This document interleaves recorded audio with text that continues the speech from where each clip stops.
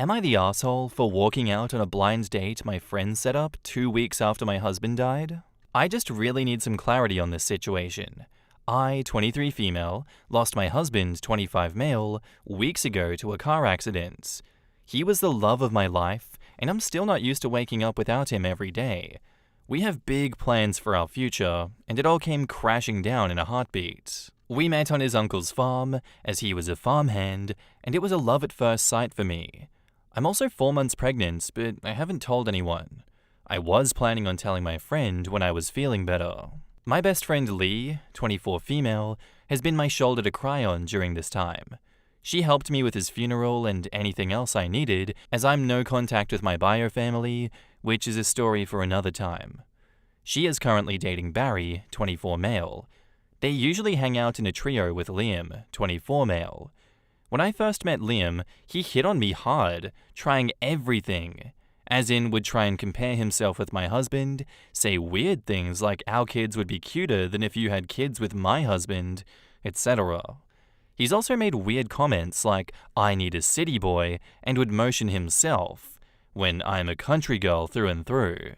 I typically would shut him down or ignore him, but I would always get dirty looks from Barry. So the natural thing is that you guys would be compatible? Like, what's going on here? Why is Barry shooting you dirty looks? Like, what is this apologia of his mate Liam's behavior? What is going on? Skip to Sunday nights. I got a message from Lee begging me to come to dinner with her because she wanted to treat me, as I had been through a lot in the last couple of weeks. Feeling not so shit about myself, I decided to go. When I arrived, she wasn't there, so I texted her asking how long she would be, and she told me 5 minutes. She's just running late and is around the corner, so I sat down and ordered a drink. And now 5 minutes comes, and she's still not there, so I gave her the benefit of the doubt and waited another 5 minutes, and when I'm about to call her, Liam comes rushing over and gives his apologies for being late. I asked him what he's doing here because I'm waiting for Lee, and it was a 2-chair table. He smiles at me and grabs my hand. I ripped it off him and he just says, "Oh, I asked Lee to set us up now that your husband isn't a problem." Oh, what the fuck? What in God's name? We can finally get to know each other. He looked so cringy, and I'm telling you, I was floored. I stood up and told him that I wasn't interested, and I certainly don't give a flying fuck about getting to know him, and that I just lost my husband. Imagine saying that to a newly widowed person that you want a relationship with. I'm genuinely shocked. Without a word of a lie, this man stands up and said, "I know you're being overly emotional right now, so I'll forgive you for that, so sit down with me. I'm not saying we have to have sex straight away or anything." I was disgusted. I shoved past him and went home as fast as I could. And when I did get home, Lee messaged me, "So, how was dinner?" with a smirk emoji. And I called her, and when she answered, I didn't let her get a word in. I yelled at her and asked her how she has the audacity to do something like this weeks after I just lost my husband, when she's been the one to hold me together this whole time. I asked her what effing game she was playing, and that the only reason I wanted to meet tonight with her was to tell her I'm pregnant. I just hung up on her and texted her that I need time, and I don't want to be contacted by her for the time being. Last night, Barry came to my house and asked to talk. I said no, and that if he didn't leave, I'd call the cops. He told me that I broke Lee's heart and that I deeply hurt Liam, when now is an even better time to get to know Liam because he could raise my child with me. I opened my door, which Barry took as I wanted to talk, and instead I hit him with my shoes and chased him to his car screaming. I'm actually embarrassed I did that. Don't be embarrassed. He deserved that. He deserved more than that too. All today, I'm being flooded with messages from friends and the trio themselves shaming me for pushing the people who care about me the most away, and that they don't even recognize the person I've become. The only thing that hurts me most is that my husband would know what to do. He would tell me how to fix it, and now I have no one who I can talk to. I'm just so numb inside. I have a therapy appointment tomorrow, but I'm thinking of calling my husband's mum, even though we've barely spoken since the funeral. Any advice is appreciated. Please excuse any typos. I'm just so exhausted. If I were in your shoes says, not the asshole 1,000 times. This is way too soon for any of that. Sorry, I know women and it's been years and they are still not dating. And I am so sorry for your loss. You need time to grieve. Take the time that you need. There is no timeline for it. Take care of yourself and your child. Ty Nervous 9815 says, what the holy hell? Throw that entire friend group in the garbage. No respect for your feelings, no respect for your boundaries, no respect for your loss. Not the asshole. I'm sorry for your loss. The Pterodactyl Ghost says, deception, disgrace, evil as plain as the lust on his face. Not even just dumping the whole friend group, but I would go as far as shaming them on social media. Bring the receipts out, bring as much evidence to the forefront as you can, and just completely air these people and the terrible behavior that they have subjected you to post your husband's death. Like, they deserve it. They deserve to be dragged online for this. And this is not even like petty drama. This is very genuine, serious drama. I'm sure everyone would understand where you're coming from and hopefully not take their side. Hopefully shame them the way these people deserve to be shamed. Absolutely not the asshole. And now, onto the updates. Hello and thank you. I just wanted to start off with, I called my mother-in-law Louise. After making the post, I thought that I needed to tell her about the baby because, just like some of you said, she is overjoyed about the news. She didn't answer my call, but instead drove straight over to my house. I honestly didn't know what to say to her, but we just hugged and cried all night. I didn't have the best delivery about how I'm pregnant, probably due to all the crying, but she just lit up and was so happy. It's the first time I've seen her this happy in all the time I've known her, so at least I have some support. My father-in-law came over when he finished work after mother-in-law told him that he needed to come to my house, and he was too overjoyed about becoming a pop. Louise offered to have the baby and I move in, and I agreed. She said that I can sleep in my husband's old room, which was a little bittersweet. When I told her what was going on with Lee, Liam, and Barry, she was furious and told me not to worry about it because they have my back, and after a lot of even more crying, father-in-law told me that my husband would be so happy to have this baby grow up in a farm like my husband did, and overall, our conversations last night were something I needed. Now, I'm just going to answer some comments. 1. No, this isn't fake, and if you choose to believe that, then that's fine, but don't be dragging my husband when you don't even know him. Liam didn't kill my husband, it was a car accident, and my husband died on impact. Nothing crazy went on. It's just awful, but is as simple as that. 2. Lee was my friend for a long time. She was genuinely there for me when I went no contact with my parents, and I thought she was a decent friend. Now knowing the truth, there are many things that I can think of that she did that are red flags. Personally, I think I ignored them because I've never been close to anyone like that other than my husband. 3. Liam is a loser. And from my chat with Barry, I learnt that he's always had feelings for me, and he's never given up because apparently he's my type. He isn't and never will be. 4. Yes, I ordered a drink. I didn't think I needed to disclose that I ordered a lemonade. It was simply a soda, nothing wild. I know I'm pregnant, and I'd never do anything silly. And 5, I'm not magically pregnant. My husband and I both wanted children young, and were trying for about a year. We just didn't disclose that we were trying because my husband and I think that it's weird telling people, oh, we're having sex in extra amounts. I don't know, but my husband and I are very private people and kept a lot of it that way. And as for the trio, I've blocked them. None of my family are reaching out because they simply don't know me anymore. The only friends who are reaching out are mutuals of either Lee, Barry, and one of Liam's other friends. I was confused on if I was an asshole because I just left Liam standing there and yelled at Lee. I was so upset. I was confused about the entire thing. But thank you all, and I will update on what happens because I know Liam will not give up until he is in jail. I seriously hope he doesn't come to that, but the fact that he drove past my house twice is uneasy. So I'm hopeful the move to my husband's parents' farm will have my baby and myself on a better path. Decent Bandicoot says, "First, I am so sorry for the loss of your husband. So glad mother-in-law and father-in-law came through for you. Keep the menagerie of freaks blocked, and good luck." K.A. Irony says, "I still can't believe your family and friends think anyone setting up a person who was just widowed on a blind date without that person's permission is okay. Is your family deranged? Your friend in that trio are certainly deranged. I'm glad that you have your late husband's family to support you.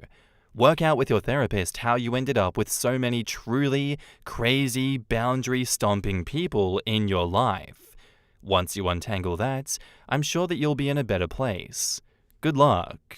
Honestly, onwards and upwards, OP. It's unfortunate to have to cut so many people off so soon that were friends once, but just look at how fast the turntables. Oh my god. You do not need that energy in your life. They were just going to continue to emotionally manipulate and abuse you until they trapped you in a relationship with this Liam guy. You do not need to be stuck around evil people like that.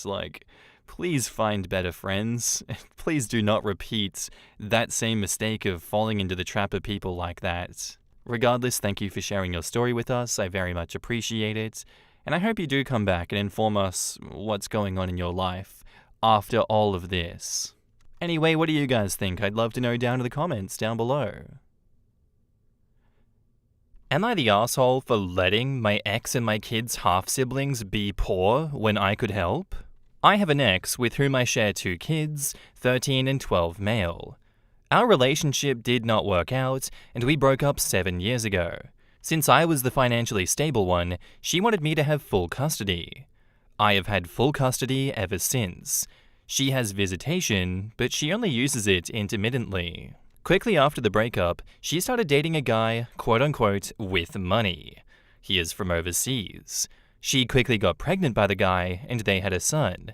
The guy did not want to raise someone else's kid, so she moved 3 hours away and completely stopped seeing our kids for almost 2 years. It turns out the guy's money was actually family money, and when his conservative family found out about my ex and the baby, they cut him off. Also, their son had some developmental issues. She got pregnant again, and a few months later, her boyfriend left and returned to his home country. She is now 6-ish months pregnant, with no job, and taking care of a special needs kid. She called me last week and asked me for financial help. They are living out of a motel, and she is running out of money. I have a lake house about 30 minutes from her. She asked if she could stay there, and I said no. She asked if I would send her money. I said no. She called me an asshole. She said that I'm letting my family suffer unnecessarily when I have the means to help. I told her that I have no obligation to help. We have been arguing ever since. Am I the asshole? Tangerine Bouquet says, "Not the asshole. You have responsibilities to your kids, as did she, but she doesn't have custody, so let's say that that's not part of this particular question. You do not have responsibility to your ex or any other kids that she has. She can call you anything she wants. She's your ex. You can facilitate visitation or anything else that's for the benefit of your 2 children, but it's more than reasonable to say no to anything else. She needs to chase the other kid's father or other family down for their support, if she can." Abstract Engineer 2000 says, "Did she have second thoughts before leaving her own kids for another man? No. She was heartless. So then now she can't request anything." Louis V 25 says, "Not the asshole. You have 2 kids with an absent mother to raise. Don't let her guilt you. Helping in this case will lead to dependence. She'll not leave your home and expect you to support her. You should not become a financial crutch for an ex that makes really bad decisions. Having 1 or 2 siblings doesn't make you, specifically, your fiancé's family. If her kids are suffering, it's because of her poor decisions, not yours. Calling you for money and not for the kids she basically abandoned should say all you need to know." Shonuff says, "If you allow them to stay in the lake house for any length of time, they'll be there until evicted. It seems as though OP knows this. She's been a deadbeat, she's made terrible decisions thus far, and it's so unfortunate when people have to live with the consequences of their actions, isn't it? This woman has not exactly done anything to earn anyone's sympathy here, like rubbing in your face her partner's money when it wasn't even his money, and then still deciding to have kids with him after he was cut off from that money. I don't know, some people they just don't learn, do they? It sucks to be her, but that's her problem that she'll have to sort out. She's already abandoned 2 kids. What, she wants to abandon 2 more on you and try a 3rd time to find someone with money? Really normal behavior coming from that side of the fence. I think you're doing the right thing, OP, not the asshole for letting them be poor, because that's not your circus, not your monkeys. And now, onto the update. A few days after the post, I told my ex I would only respond if it was specifically about our kids. Well, she completely ran out of money about 10 days ago. She tried to squat in the motel, police were called, who then contacted CPS, and her kid was taken into CPS custody. I wish I had a better update, but that is the update. Fairy Fart Daydream says, not the asshole. She could have gone through a woman's shelter and social services. This is on her. Yes, there is help for mums out there. If she is homeless, it's on her. She has 4 kids to think about. Blue Green 1956 says, not the asshole. She quickly got pregnant by the guy and they had a son. A woman quickly has a son with a man who has money. I wonder. As for her request for your help, she really is an entitled, worthless piece of shit. She abandons her kids for a man, and she thinks that you should step up and bail her out? Bullshit. It's almost like she doesn't want to be held accountable for her choices. And Fries with Shake Booty says, if she hadn't completely ditched their kids to play house with another man, I'd at least think of how the kids would be affected if their mum was homeless. The kids don't have a relationship with their mum by her own choice. Way to set the bridge on fire, OP's ex. Yeah, just unfortunate situation all around. And I'm glad that OP is there to look after the kids that she has abandoned. It's disgusting whenever a parent abandons their child, and they do not deserve to waste oxygen on coming back to you and saying, hey, I need financial help. I know that you're financially supporting our 2 kids.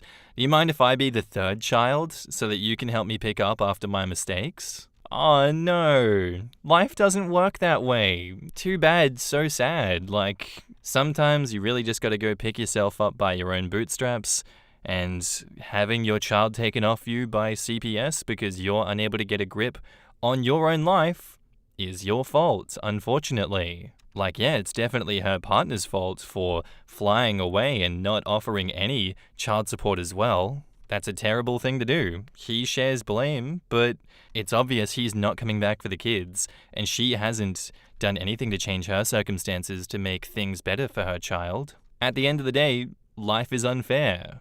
Thank you for sharing your story with us, OP. I'd love to know what you guys think of this one down in the comments below. Our next post is by user TopSound3762, and it's titled, Sister-in-law is bitter that her ex proposed to me, and this got her banned from our family. Am I the asshole here for this? So my 27 female, fiance's ex, is now my older brother's wife. So my sister-in-law. To make it less confusing, my fiancé is George, my brother is David, and my sister-in-law is Ella. George, 38 male, briefly dated Ella, 34 female, 4 years ago. Ella wanted to get married and have kids, but George did not want this with her. He was also having a lot of issues back then. Partying, doing drugs, and not being the most reliable person. They dated for 6 months and everything ended in drama because Ella was not able to make George want to settle with her. Soon after their breakup, she met my brother, and they got married 6 to 7 months later. So yeah, they moved really fast, and basically Ella dated her ex, broke up with him, met my brother, and got married to him, everything in only 1 year and a couple of months. I met George 2 years ago, and at that time, Ella was already married to my brother. Back then, I had no idea that George was Ella's ex. When George started to feel attracted to me, he changed completely. He quit drinking and doing drugs. He has been sober ever since, and started going to therapy, and overall became a new person. He did this because he wanted to change, and I've been with him during his entire healing journey. I am very proud of him, and we have a healthy and amazing relationship. Even if Ella was already married to my brother, she was furious when she found out I was dating George and that he was serious with me. She was so cruel and said a lot of nasty lies. She used to tell everyone that George was grooming me. I was 25 when we became a thing and he was 36. This is not grooming. She lied that George was abusing me, trying to get me to become an addict like him, and many other things. This ruined my relationship with my brother because he never did anything to make her stop. George and I announced our engagement to my family last week during my dad's birthday. My parents were happy for us, but Ella said, "It must be nice to be the one to get the ring after someone else struggled to fix him." Oh no. Jesus Christ. Again, no reaction from my brother as usual. My parents told her to stop, but I just snapped and told her something along the lines of, "He fixed himself, you piece of shit. And yes, it's nice to know that I'll be married to the man I love more than anything, and who loves me the same. But how is it for you knowing that no one except my idiot brother ever wanted to marry you? Does it feel nice?" My parents kicked them out after this. They told her that everybody had enough of her bullshit. She is insane because although being married, she is still bitter over the fact that her ex did not want her. She is officially banned from every family event, and my brother is now blaming me. So am I the asshole here in this situation? I don't think I am, honestly, but I also want to hear some unbiased perspective. My perspective is that this is two raccoons fighting in a dumpster together. No, this is my dumpster. I claimed it first. And then one of the raccoons just lights a match and just everything goes to shit. Croft Survivor says, "Not the asshole. But has anybody ever suggested to your brother that he get therapy? His wife has spent the past 2 years telling everyone within range that she is extremely bitter about the fact that her ex is happily in a relationship with not her. How is this not tearing him up?" Anna Varkum says, "Not the asshole. And honestly, what the hell with your brother? Sounds like Ella just wanted to get married for the sake of being married, not because she was in love with David. Your parents made the right call banning her, but be cautious and hire security for the wedding day. She may try to pull some shenanigans and cause drama. By the way, at 25 plus, grooming is non-existent. You're a grown-ass woman by then. So she is ignorant on top of it all. No, see, you don't understand. That middle-aged 38-year-old was grooming a 25-year-old child. You don't get it. For those that don't get it, that was a reference to a previous video. Please don't crucify me in the comments. Environment OK says, "This level of reaction from Ella after just a 6-month relationship with OP's now fiancé is unhinged. Obviously, Ella's actions and attitude would still be wrong, but I'd understand her feeling some kind of way if she spent 5 or 10 years dating the party boy version of George, only to watch him do a 180 as soon as he met OP. But Ella was only with George for less than 200 days. Not the asshole at all. OP, it seems pretty clear that your brother should have been just a rebound relationship for Ella, i.e., she was not in the right headspace to jump into that marriage the way she did. Maybe I need to walk back my comments about the 2 raccoons in a dumpster. I don't know. At the time, it was just so shocking to see 2 people throwing mud at each other like that, but it's not unheard of on here. I get that. It was just shocking that it was so personal and so fast. Maybe it's more like the woman yelling at the cat at the dinner table meme, who's like, I'm just here to have a good time. Why am I being attacked? But really, I don't see what you did wrong besides being in a relationship with him that caused her to get so angry. Like, that seems like a her problem, not a you problem. And the fact that your brother continues to stand by the sidelines and not do anything about it, oh man, I wonder whose side he's on. Thank God your parents laid down the law here and got her away because, it doesn't sound like the last you're gonna see of her, but at least she won't be at these family events. You're not the asshole here for this one. She is very much unhinged. And now, onto the updates. Thank you so much for all of your comments and reaching out to me. I don't know what I expected when I posted this. I guess I just wanted to receive some unbiased feedback from an outside perspective, but I never expected this. I was really overwhelmed with how kind and nice most of you were, so once again, thank you, and sorry for not being able to reply to all of the comments. For those who were not on the same page, I understand and respect that you have a different opinion. From my initial post, I have left out a lot of details because it's a long story, but some of you are curious about what actually happened and asked me to provide more details, so buckle up. I will do just that. So how I met my future husband. I got asked a lot if I live in a trailer park or small town with only a bar available. The answer is no. We actually live in a big city with a population of a couple million people. I met my fiancé through a mutual friend. My girlfriend was dating one of George's colleagues, and they all began to hang out for drinks after work since they were all in the same building. At some point, I had no plans for that day, and my girlfriend invited me to go with them to a bar, and this is how we were introduced. After this, we started having different group activities together, and things slowly progressed. George targeted his ex's younger sister-in-law to spite her, / there was no coincidence that we started dating. As absurd as it may sound, it was indeed an ironic coincidence. You may think out of the millions of people there are in a city, what are the chances for you starting dating your sister-in-law's ex? Well, it happened to me, and we did not know about it in the beginning. The girlfriend that asked me to go with them to a bar did not know Ella, never saw her in real life, and she never saw her with George. When George met me, he had no idea that I had any connection to Ella, so there was no chance for him to be an evil mastermind and intentionally date me just to spite her. Why am I getting "it ends with us" vibes? Anyone else? Chances of this being simply a coincidence very low for me. I did not take George home to meet my family immediately either. Maybe I am the weird one, but I was never the type to parade my boyfriends in front of my parents if I was not sure the relationship was going to last. I broke the girl's code. I do not consider that I did. Let's be clear, I have a couple of true friends. They have been my friends for many years, and I would do anything for them. I am a very loyal person, and I know the girl code very well. When we eventually found out the connection Ella had with the both of us, I was shocked, and I asked the same question that many of you did. What were the chances? It was a very uncomfortable position to be in. Even though I had no relationship with Ella except the obvious one of her being my sister-in-law, it was strange to know that they dated. I wanted to find out what happened before taking any decision, and I did. The way I saw things, there was no reason for me to punish George for having a past.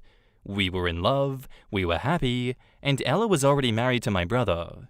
I may have been selfish, but I thought, is this man and our relationship worth it?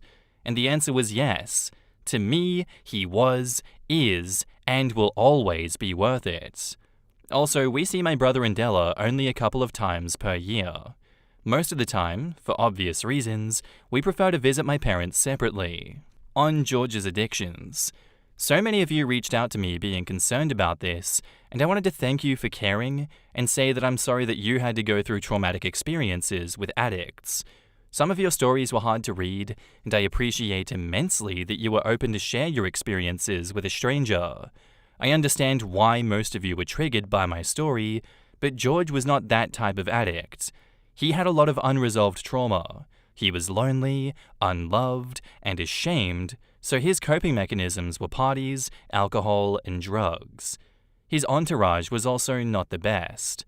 You can imagine that a bunch of 36-year-old party boys or girls are no good, but at the end of the day, when everyone else went home to their families, wives, and kids, these were the people who could provide company to George.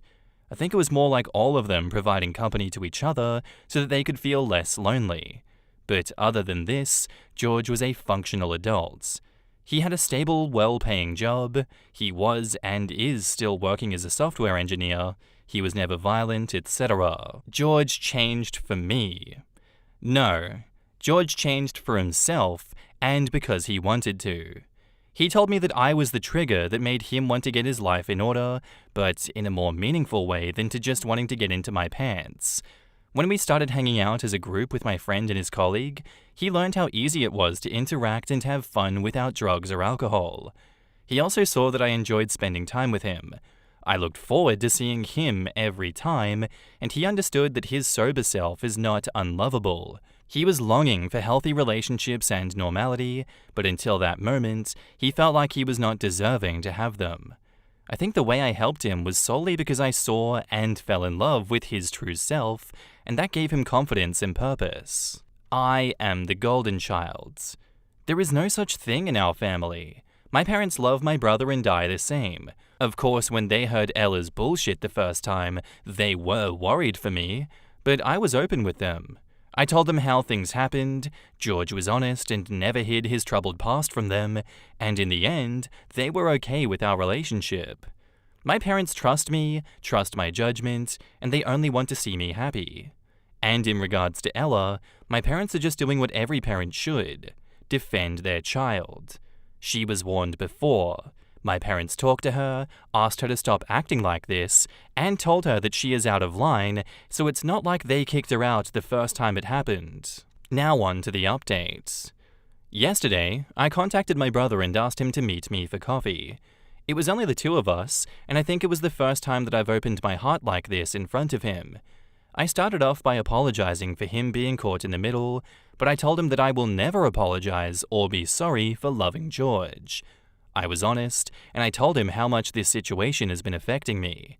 My brother is the same age as my fiancé, so he's 11 years older than me. During our childhood, he was my protector, the person that I looked up to. Due to our age difference, we never really had many activities in common, and I could not wait for the moment I grow up so I can get to share more with my brother as adults. But I did not get the chance to do this because of Ella. David would always teach me to value myself, to choose people who treat me right and make me happy. However, I am not able to share my happiness with anyone. I understand why he would wish I never met George, but it still hurts knowing that your brother somehow resents the source of your happiness. David would always defend me when I was younger, even in front of our parents. When I was 15, I was experimenting with makeup and it looked bad. Really bad. During a family function, one of our uncles got drunk and told me to stop using makeup because I was too young to look like a hooker. Oh my god. David got mad and kicked him out for offending his sister. This is the kind of brother he used to be, and to now see that he stays aside and allows his wife to be this offensive and cruel is really hurtful. I don't care that she is like that towards me. I don't like Ella at all, and I could easily ignore her, but what gets to me the most is she's constantly trying to belittle and humiliate my future husband. I have lived with this man for 2 years. I have shared so many things with him during this time, and I'm certain that I know better what kind of man he is. I know how hard it was for him to heal all of his trauma. I know how hard he worked day by day to become the best version of himself. I know how much he loves me, protects me, supports me, and I simply lose it when I hear her crap and how she's constantly trying to bring him down. Yes, I go bear mode when he is involved, as someone told me in the comments, but I don't care. I will not allow any of my family members to abuse the person I love. I may have tolerated things for my brother's sake, but I will never be quiet in front of his bitch of a wife. You tell him, OP. I told my brother that I love him, and I will always cherish the memories that I have with him, but we cannot go on like this. I understand he's a victim, and I'm ready to do anything for him if he is willing to accept that his marriage is not good, that Ella is not a good woman and is abusing him. I cannot force him to divorce her because this has to be his choice, but I love him, and I will accept his decision no matter what that is. He will always be my brother, but George is my family now. We plan on having kids in the near future, and there is no way in hell I will ever allow this lunatic of a wife to be near my kids. I also refuse to subject George to the abuse. We tried. We thought that this rough period will eventually pass, and that everything will be okay. But unfortunately, Ella became more and more bitter and disgusting. We will see my parents, but I'm standing my ground and will not go to their house if she is present. David and I cried a lot, and for the first time in many years, I felt like I had my brother back. He apologized over and over again, and explained a lot of the things to me which gave me the chance to understand him better, but at the same time, I am so angry that I had no idea what was happening to my brother. Some people said that David was a rebound for Ella, but it seems they were both a rebound for the other. What made them marry so fast was the age pressure. My brother was feeling like it was very hard to connect with someone, and the prospect of being able to have a family of his own seemed very far away, until Ella came and offered him the possibility to have exactly what he wanted without too much struggle. So yeah, in the end, I guess we are all some messed up people in one way or another. I don't know what's gonna happen. David said he plans to take some time, go away alone for a couple of days, and think about what he wants to do. But he said that when he'll be back, he wants to have a chat with George to apologize to him as well for everything that has happened. My brother knows that everything Ella says is false. He said everyone is able to see how much George loves me, and that we make a great couple, and that there are times when he wished to also have something like this in his life. He told me he's proud of the woman that I've become, and that no matter what happens, I will always be his little sister. After this, I went home and cried some more with George beside me. I've tried to play strong and denied myself to feel hurt for so long that yesterday I finally exploded. But it was good, because now I feel better. Simply Simp says, remember to take care of your own emotional health as well, as this situation can be quite taxing. Surround yourself with positive friends and keep communicating with George. It's clear that you are both committed to each other, and that foundation is truly what matters. You are navigating a difficult situation with grace, and it's okay to prioritize your happiness and the people who truly support you. OP says, thank you. And Mary E. Friendly says, I genuinely hope that he leaves his disgusting wife. Everyone would be happier without her in the picture. Terra Alpaca says, I hope you pointed out to him that the chance to have family won't be too late for him in a long while. Look at Robert De Niro, who's become a dad again at 80. It's never too late to find love, and he doesn't need to accept a miserable future with a B like that, just because he's afraid to not get anyone. And OP says, yes, I did, and I talked to my parents, and we will target the topic full force when he comes back. I fear she is manipulating him with this in order to make him accept more than he should, maybe convincing him that at their age, it is too late to find someone to start a family with. But hell, even my fiancé is willing to talk to him and use himself as an example that it is never too late, and you should not settle for toxic people. And Pippet says, it's hard to find yourself single in your late 30s. I know, but it's way worse to waste your life and love on a toxic partner. My daughter just contacted me after 17 years, asking if I want to meet my granddaughter. Am I the asshole here for telling her that I don't care about her or her daughter, and to never contact me again? I'm not sure if I'm an asshole. I'm gonna provide some background details. I'm in my 60s now. I was married to my ex-wife, and we had a daughter. Our marriage was going through its ups and downs, but I was really close with our daughter. But as our marriage was going through its difficulties, I made a huge mistake that I still regret to this day. I started having an affair with my coworker. She was in a violent, physically abusive relationship at home. We became friends at work, and things just escalated from there. She got an out from me. She got the support that she needed to file for divorce from her husband, who is currently in jail now. The affair went nowhere, and we called it off shortly after.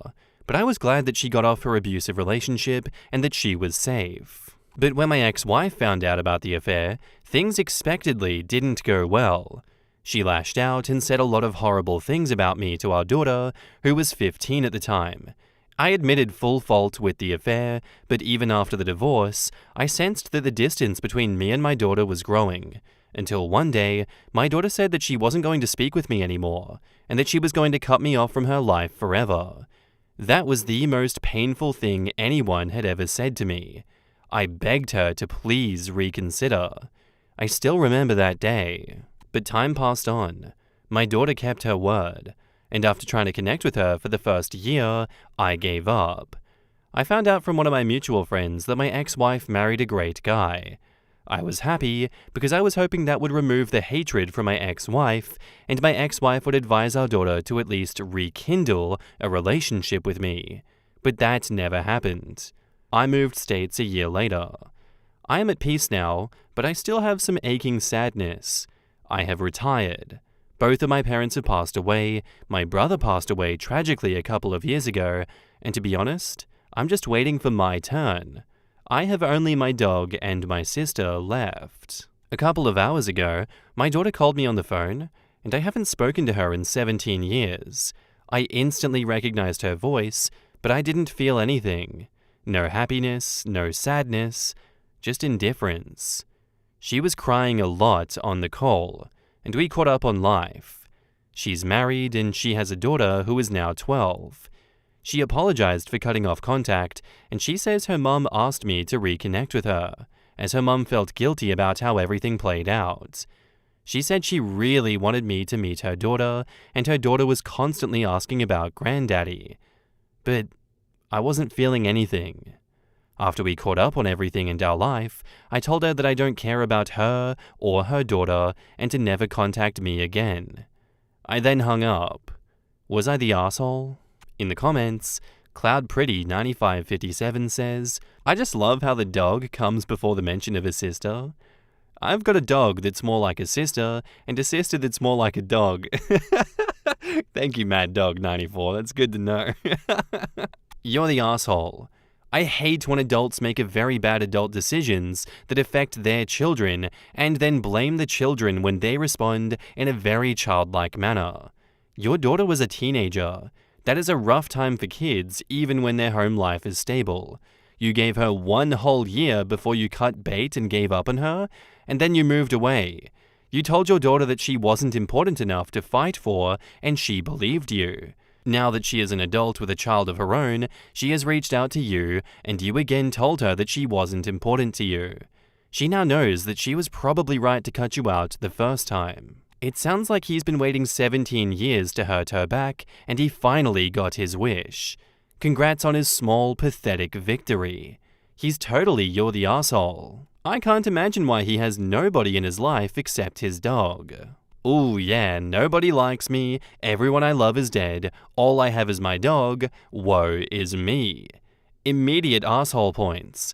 Why are you trying to make me feel bad about you choosing to wallow in your own misery for years? Ain't nothing like a deadbeat narcissist claiming to be the one victim in a situation that he created for himself.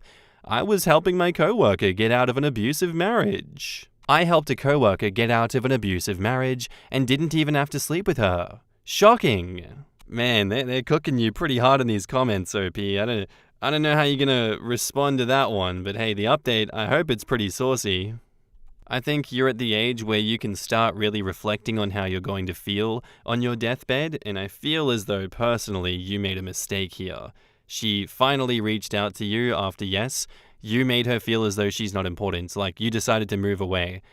I feel like a lot of people would continue to fight for their child, especially like maybe wait until they're 18, 20, 21. Things change a lot around those times. She was literally still a child with childish thoughts who was being influenced by her mother, and rightfully so because you cheated and broke the family dynamic. Like, you definitely deserved that, but she didn't deserve you giving up on her. What was an earth-shattering experience didn't have to be the be-all end-all for your relationship with your daughter. But you willingly chose to end things and move away and show her that you don't care. So yeah, I think you're the asshole for that.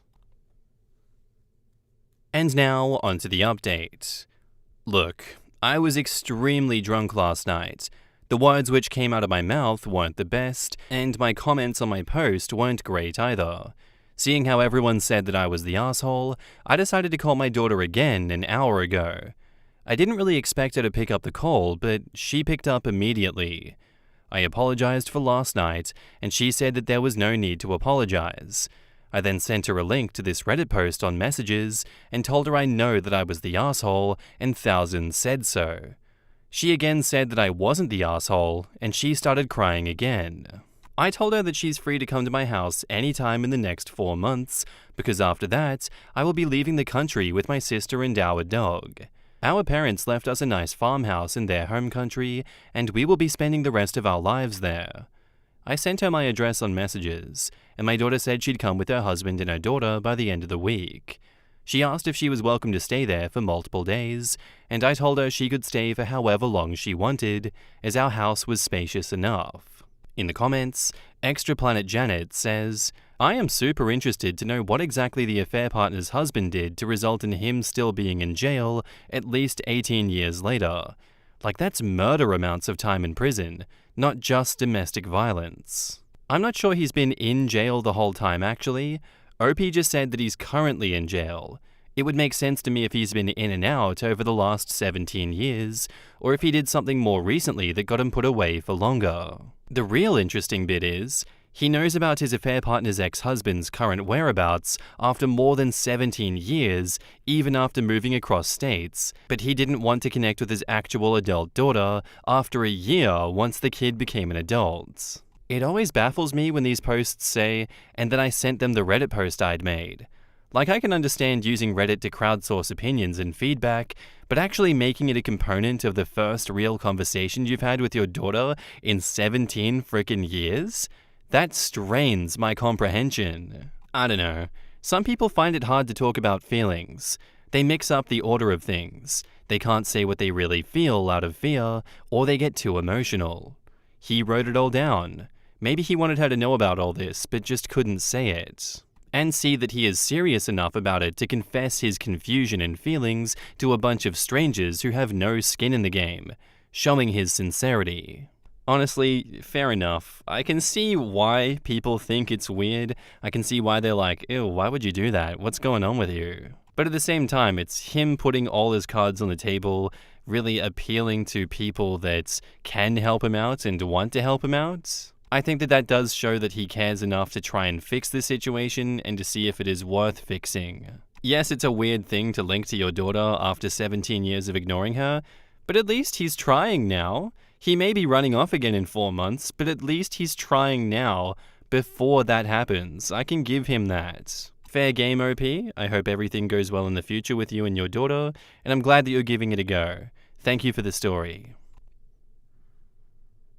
Our next post is by user SmartPromotion9110, titled, I, 28 male, messed up by asking my girlfriend, 26 female, to stop talking about her late boyfriend. So her college boyfriend passed away in an accident 5 years ago.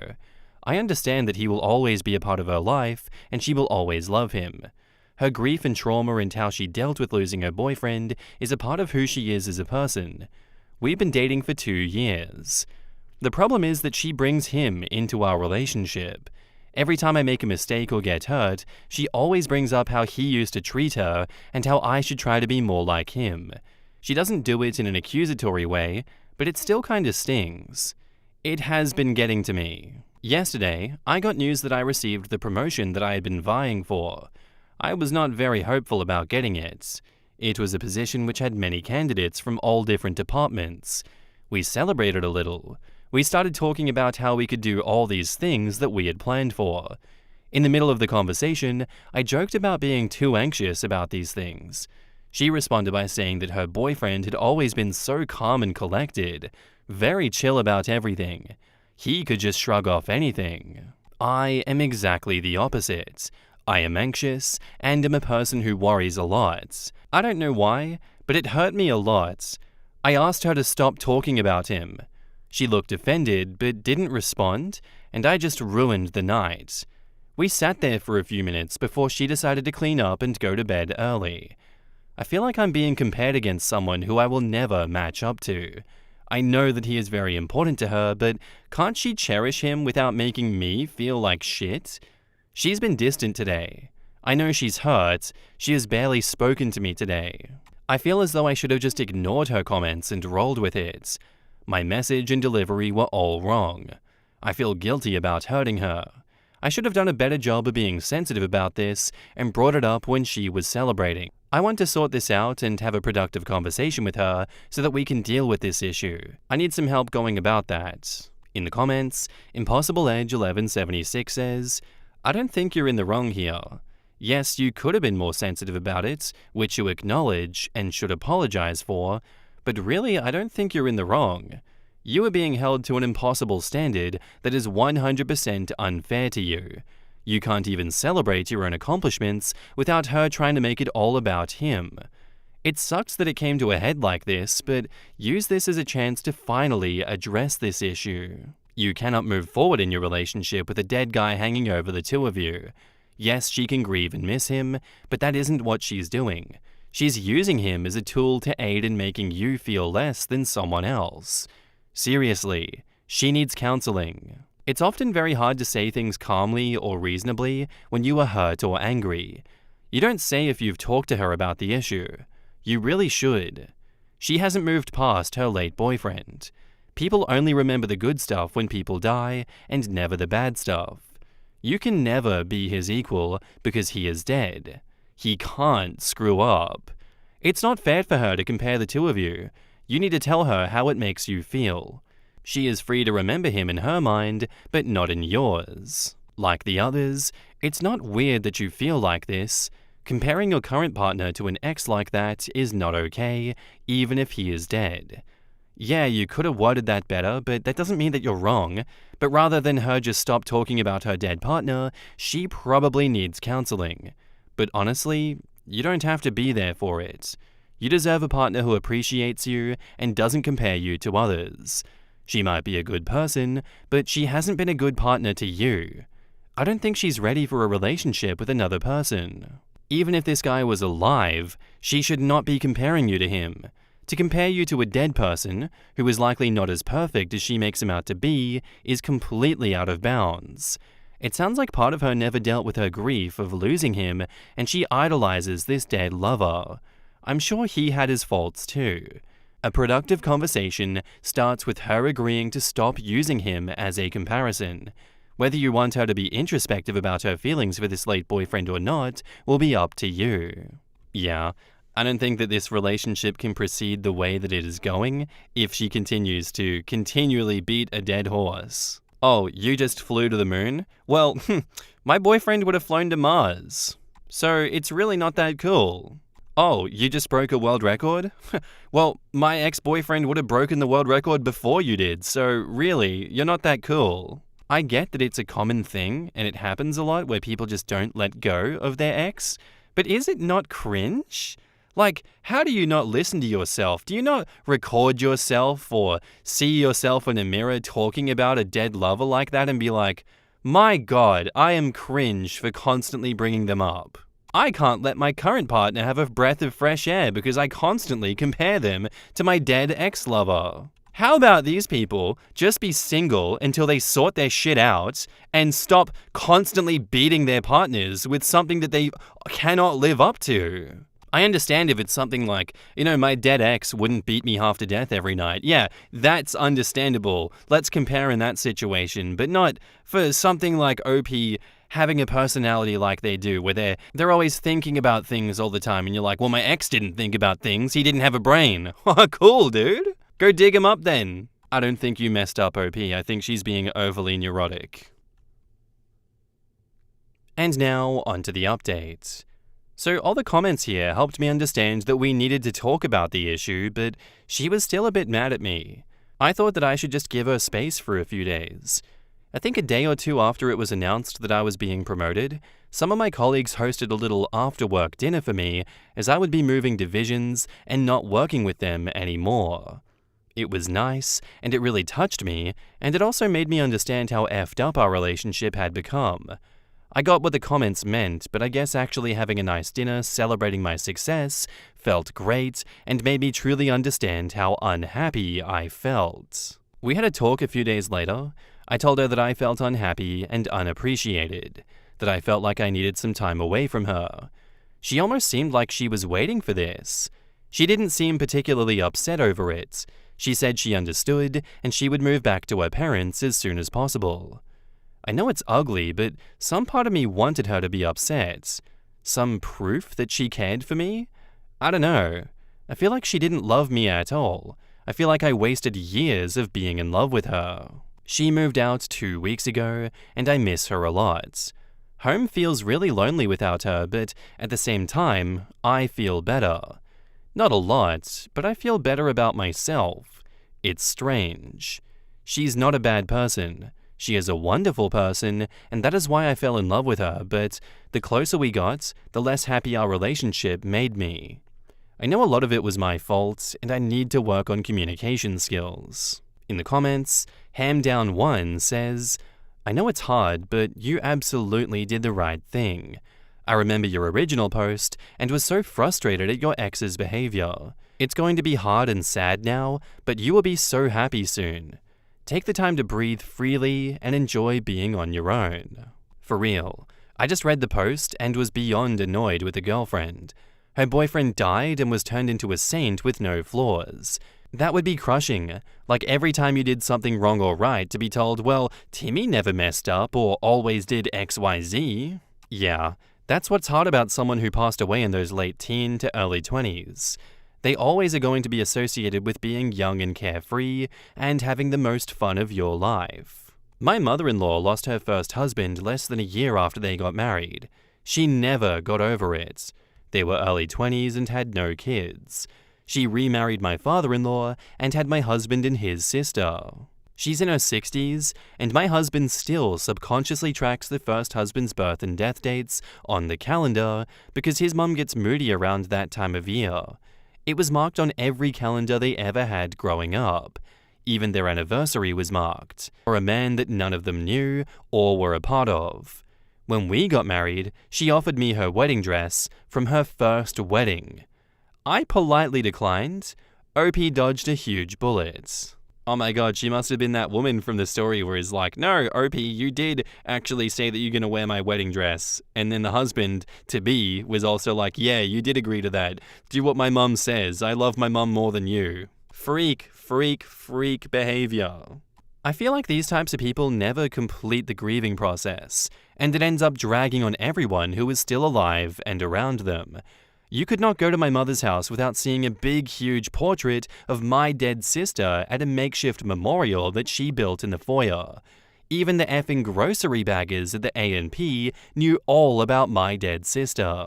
My mother lived for 38 years after my sister died, and she never got to the point where she could move on with her life.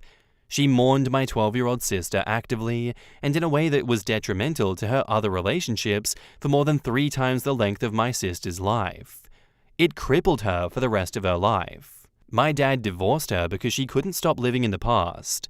I cut her out of my life because I was sick of being compared to a saint, and my brother is just a head case in general. I haven't been to my mother's grave, I'm not even sure where it is, but I'd be completely unsurprised if the headstone includes a memorial to the girl who died 38 years earlier. In situations like this, 2 people die instead of 1. The person who's actually dead, and then the person who refuses to live after their loved one's death. Yeah, pretty sad situation all around, but hey, for the best that you guys broke up and she can go deal with that in her own time and not continually drag you down, OP. I feel like this is what had to happen in order for healing to happen with you and for healing to happen with her. You deserve better, and I hope that you do move on swiftly from this one. Thank you for the story. Our next post is by user NoLinks3857, titled, Am I the asshole for humiliating my husband? I, 28 female, was woken up this morning because the sheets I was lying on were wet. I assumed that our child, 6 female, had had an accident, but when I checked where the wetness came from, it, to my surprise, turned out to be my husband that had wet the bed. After I had taken a shower, I woke him up and told him that he had wet the bed. At first he denied it, then I guess he realized he indeed had, as he got this mortified look on his face, jumped right out of bed, and started to try to rip the bedding off. As we have pull-on sheets, and our child was sleeping on the other side, he didn't get them off. It looked stupid, and honestly quite funny, so I chuckled. He angrily told me that it wasn't funny, so I stopped. At that point, the only thing his pulling of the sheets had accomplished was to wake up our child, who was confused and asked what was going on. He didn't say shit, just idiotically continued to try to get the sheets off. So when he didn't reply, I just told her that he had wet the bed. At that, he just froze and looked at me with this weird look on his face, almost like he was about to cry or something. Our child asked why he'd wet the bed, and as he still was completely silent, I went something along the lines of that sometimes accidents happen. He just stood there staring at me. If looks could kill, I would be dead, and I'm not exaggerating when I say he looked at me with pure hate. I've never been afraid of him, but for a second or two, I thought he might hit me. Then he just dropped the things he'd managed to get off the bed on the floor, left the room, and locked himself in the bathroom for about 45 minutes. When he came out, he got dressed in a hurry and just left saying that you can take her to school. He didn't even look at me. His behavior just really annoyed me, but I just let him be as I didn't want to argue with him when he was in such a bad mood. When I got home from work, he was still sulking and basically ignored me. I was still annoyed with him from the morning, so his behavior annoyed me even more. So I told him to get over it, that it wasn't the end of the world that he had wet the bed, and to stop taking it out on me. At that, he accused me of having humiliated him when I told our child. I found that utterly ridiculous on so many levels, so I angrily told him that he humiliated himself when he effing wet the bed, not me. He didn't take that too well and said F you and went off to his computer, and now he refuses to talk to me. And I just feel confused. I think he's the one that's behaved poorly and immature, and that I haven't done anything wrong. The last thing I said may have been harsh, but I feel like he had it coming. Yet I feel like perhaps I was mean to him? Am I the asshole? Edit.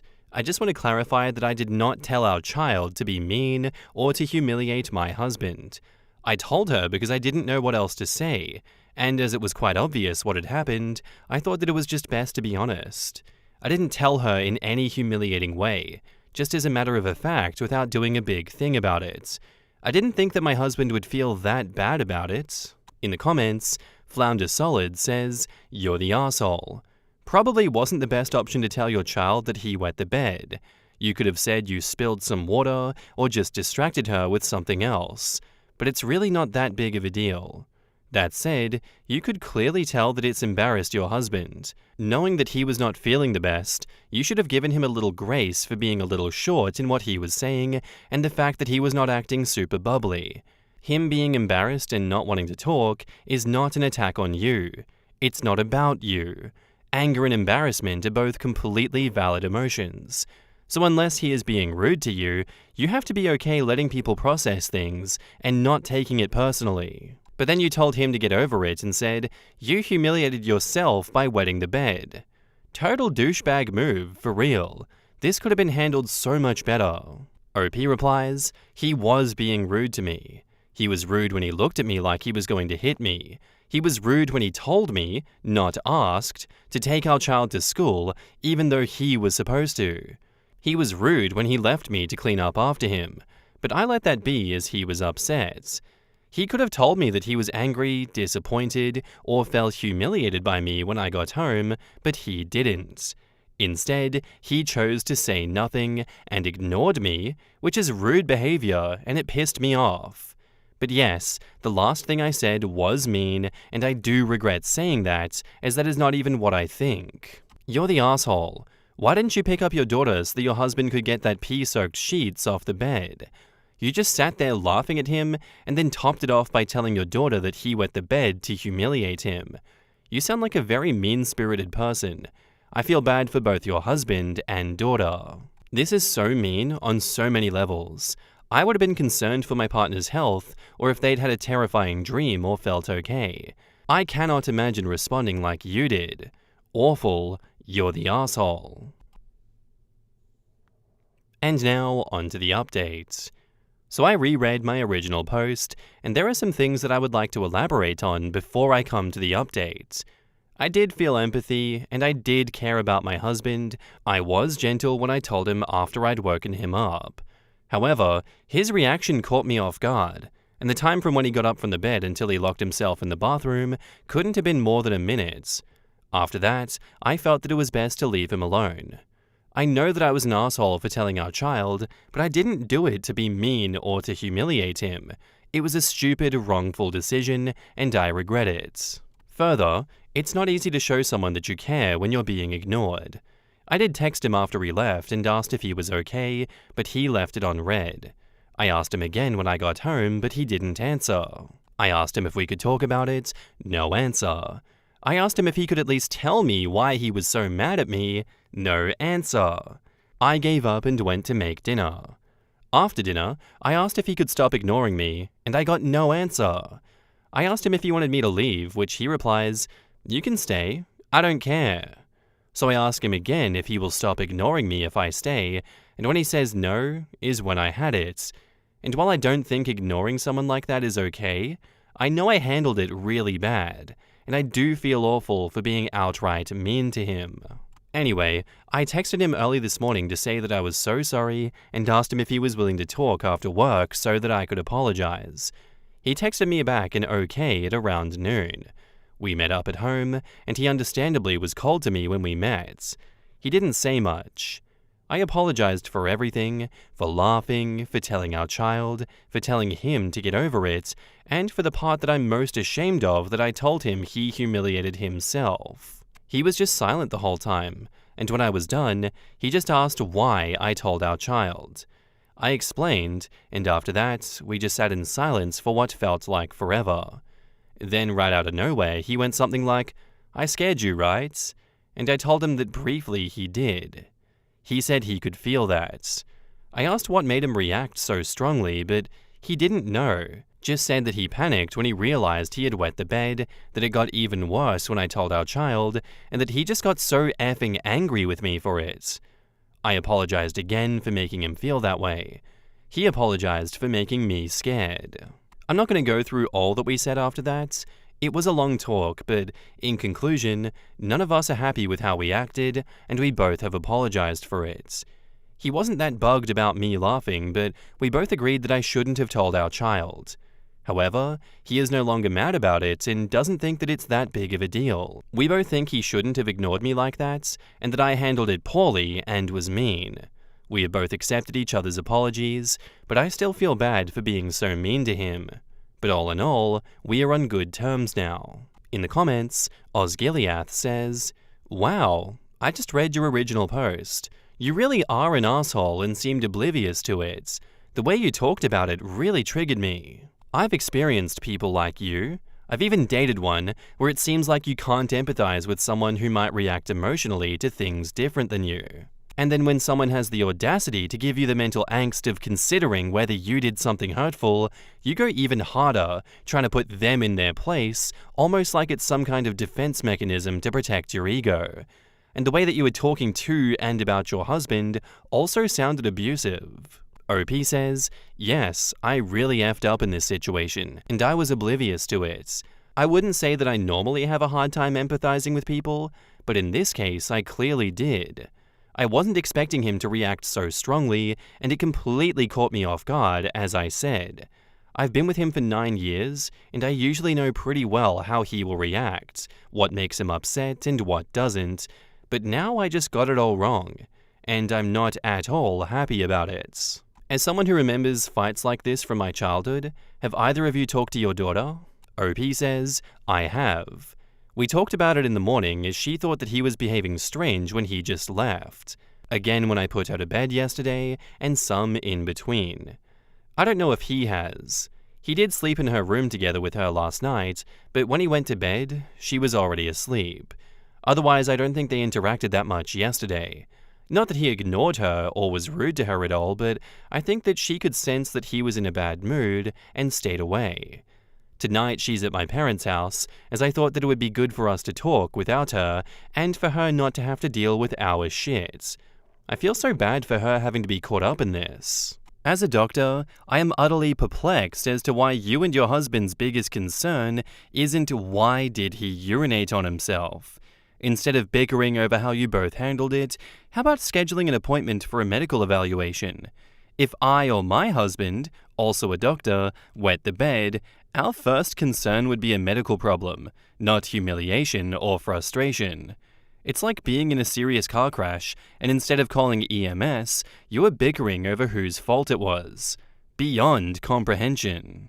Sorry, I just feel the need to chime in. Of course a doctor's gonna roast you for that. I'm of the mind that not everyone is thinking, oh shit, I got bladder cancer, I pissed the bed. Not everyone has doctor brain. Exactly. This was the major symptom of the start of bladder cancer for my friend. Heeding its warning and getting medical attention meant he didn't even need chemo in the end. One surgery and regular checkups, and he's here to watch his child grow up. And now, update 2. To begin with, there were some concerns as to why my husband wet the bed.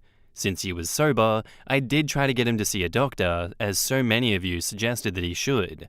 But he outright refused and claimed that it was pointless, as they wouldn't do anything anyway. He's wet the bed one other time that I know of, and both times he was rather exhausted and stressed out, so that may be the reason, I don't know. This is too long, so a heads up to anyone who just wants to read about my husband divorcing me, you can stop reading now. My second post was written just after I had apologized. Based on the initial response to my first post, I concluded that I must be an awful person, and I felt so bad for him. But to be honest, I never felt that my initial actions were that bad, and I still don't. I'm not saying I didn't deserve any of the hate that I got, I surely did, but some of it was just vile, and some of the things that I got hated for never happened, but only happened in the minds of commenters. But since the outcome of my actions was so horrible, and I never intended to hurt him, I felt truly bad that I had. So the apology was sincere, and at the time of the second post, I was happy that we were on speaking terms, and hoped that we could put this behind us. It turned out I couldn't, and shortly after, I realized I was still bothered by his behavior. I also started to receive more comments from people who saw issues with his behavior as well, which I'm grateful for, as it reassured me that it was problematic. What I omitted on purpose from my first post, as I wanted unbiased opinions, is that my husband can be a bit unstable at times. Like he can be very immature and sensitive, has issues controlling his emotions, anger, and he's so damned hard to get sometimes. It's likely due to mental health issues, so it isn't fair to him, and I'm awful for it, but sometimes I just find him so annoying and exhausting. I guess I got called out on that in my first post. At the time, he'd been in contact with the mental health team for years, but if it wasn't for them prescribing his medications, he would have just cut contact with them a long time ago. Anyway, I was already a bit tired of always having to cater to his moods, and him not doing enough to address his issues. So his weird, over-the-top and threatening reaction, in my opinion, to wetting the bed and telling me that our child just felt too much, even though he was hurt.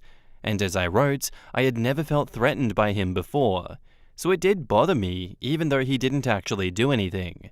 I made some attempts to try to talk with him again about what happened, especially why he got so angry. I felt threatened by it. I even asked him if it had something to do with him wetting the bed growing up, based on some theories about him being shamed for it in the comments. But he just said it didn't, and it was clear that he didn't want to talk about any of it, and I didn't want to push. He is so bloody hard to talk to when it comes to stuff like emotions or relationship issues, which can be very frustrating for me. To be honest, I even have some thoughts about whether I wanted to stay in this marriage, but they weren't that serious. Then, about a week before Christmas, he unexpectedly made an attempt on his life. Sadly, not the first. I did not see it coming, and I still feel like shit for it, and I probably always will. His memory of the hour or hours before is blurry, but he is adamant he didn't intend to hurt himself when he left our home that night. But I should have known. Anyway, it was bad for a while, and we didn't know if he was going to make it or what condition he would be in if he did. Thankfully, he survived, and did so basically without any long-term effects. The time after was horrible, and when he got to come home, he was so unwell, he was basically lethargic for weeks. As to why he did it, the short answer is that he apparently had a hellish amount of anxiety that he wanted to go away, which mixed bad with his sometimes complete lack of impulse control. He's been very clear that it had nothing to do with anything that I've done. I didn't know how bad he was feeling because he didn't tell me or anyone else, and it's so damn hard to help him when he doesn't tell us how he is feeling. It scared the shit out of me, and it scared the shit out of him too, to the point where he finally realized he needed more help, and he's been serious about it in a way that he's never been before. So when he was offered therapy, he accepted. Now the waiting time is a joke, so he will be starting in October. In the meantime, he's been seeing a nurse and a psychiatrist. By April, he was pretty much back to normal and went back to work. In the beginning of May, we found out that I was pregnant. It was definitely not planned and was a result of us effing up when it came to birth control. Despite all of the obvious reasons as to why we should have terminated the pregnancy, we decided to go through with it anyway. It wasn't a decision that we took lightly, but it was what we wanted. Here, I can add that he was an effing mess during my first pregnancy and the second. Apart from our 6-year-old, we have a 4-year-old as well. That was hard for him too. But for some reason that escapes me now, we thought that it would be different this time. And it was, for a while. At 12 weeks, we found out that it wasn't one baby, but 2 babies. I know it's awful, but I would lie if we said that we were happy about it initially, but by then, we were already set on having a baby, so we both wanted to go along with it. And after having digested the news, we became kind of excited about it. I'm 23 weeks pregnant now, and up until yesterday, things have been overall quite good. When he got home from work, he was in a crappy mood. I thought he'd had a bad day at work, but when I asked him about it, I was served with an angry rant of how stupid we are for having the babies, and that we should have aborted them. Like, what the hell? And when I asked him why he was saying it and pointed out that it wasn't a nice thing to say, he just replied, "Well, you asked, and it's what I feel." I didn't want to talk with him when he was like that, so I told him that we would talk about it later. When the kids were asleep, I asked him what that was all about and where it came from. He said he didn't know, in the way that he says when he doesn't want to talk about something. I tried to push a little bit, but I got nowhere. So I got a bit frustrated and told him that it wasn't fair to say things to me like that and then refuse to talk about it. He was just silent for a while and then said, "F this," and went and locked himself in the bathroom. When he came out, he looked sad, so I asked him if he was okay, and he said he needed some air. I was like, okay, and added something like, "It's okay to be sad, you know."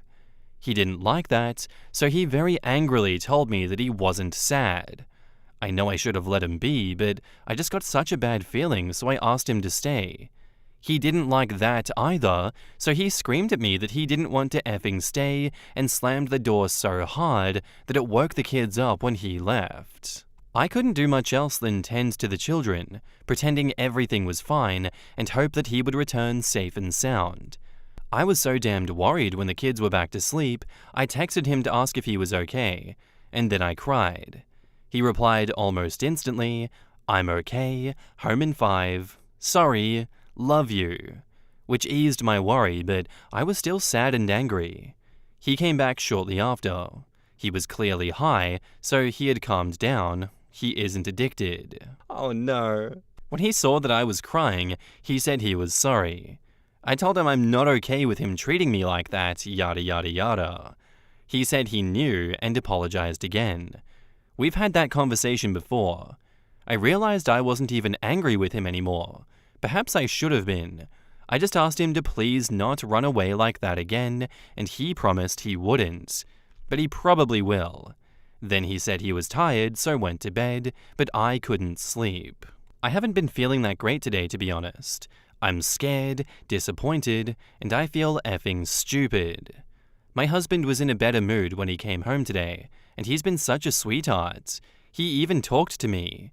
He apologized for yesterday and told me he was disappointed in himself for how he behaved. That he's been trying so hard to behave like a normal person, his words, and that he was tired of failing all the effing time. I know he's trying, and he isn't failing all the time, so I told him not to be so hard on himself. I asked him about how he was feeling, and he admitted that he wasn't feeling that well, but couldn't elaborate. So I asked him how bad not that well was, and he said that it wasn't too bad, and that I didn't need to worry, and promised to tell me if it got worse. But I don't know if I can trust him on that. I'm so effing scared he will crash again.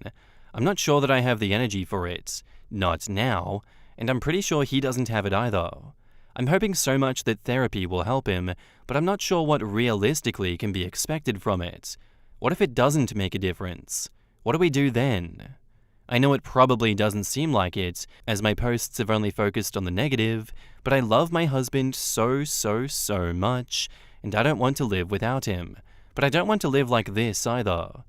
I don't know, perhaps I'm just overly sensitive right now being pregnant and all. In the comments, oh God bless, you will soon have 2 newborns, 4 in total, 7 and under, and clearly a very mentally unwell husband. He's a ticking time bomb. I'm sorry, but your life and present situation is quite dire.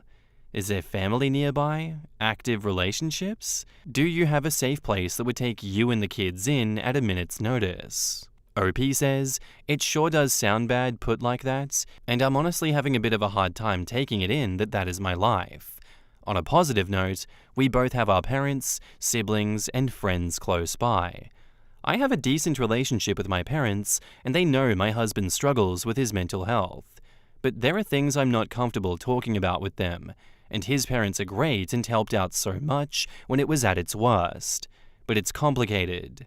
I really don't think he would ever be a threat to me, but I'm honestly not as sure as I used to be anymore. I know he would never intentionally do anything to hurt the kids, but yes, if it were to come to that, the door to my parents' home is always open for me and the kids. This is above Reddit's pay grade.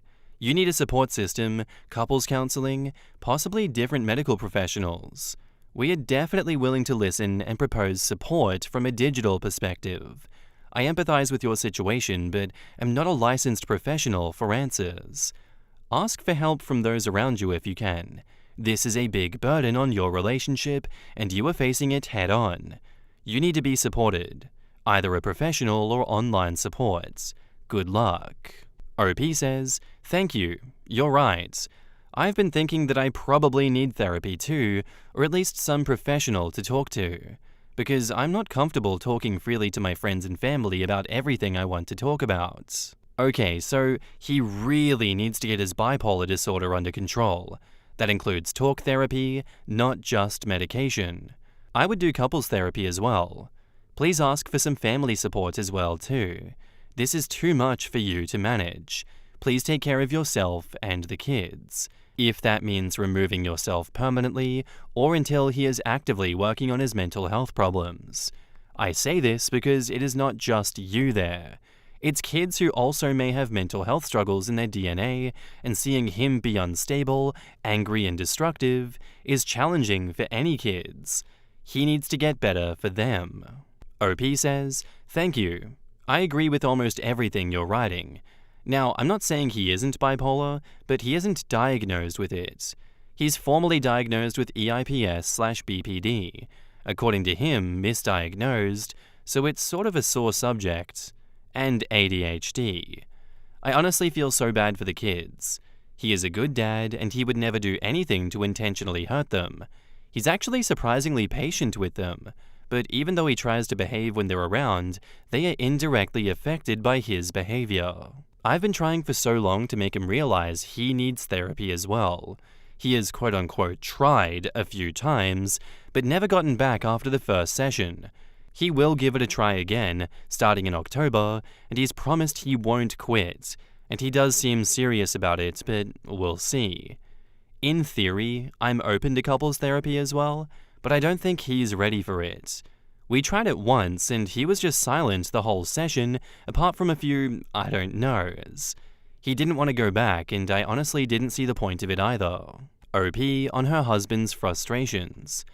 I suppose, but I sure do wish for it. It would make everything so much easier. For him too. Because when he goes on angry rants like that, he's just nasty and off-putting, to be honest.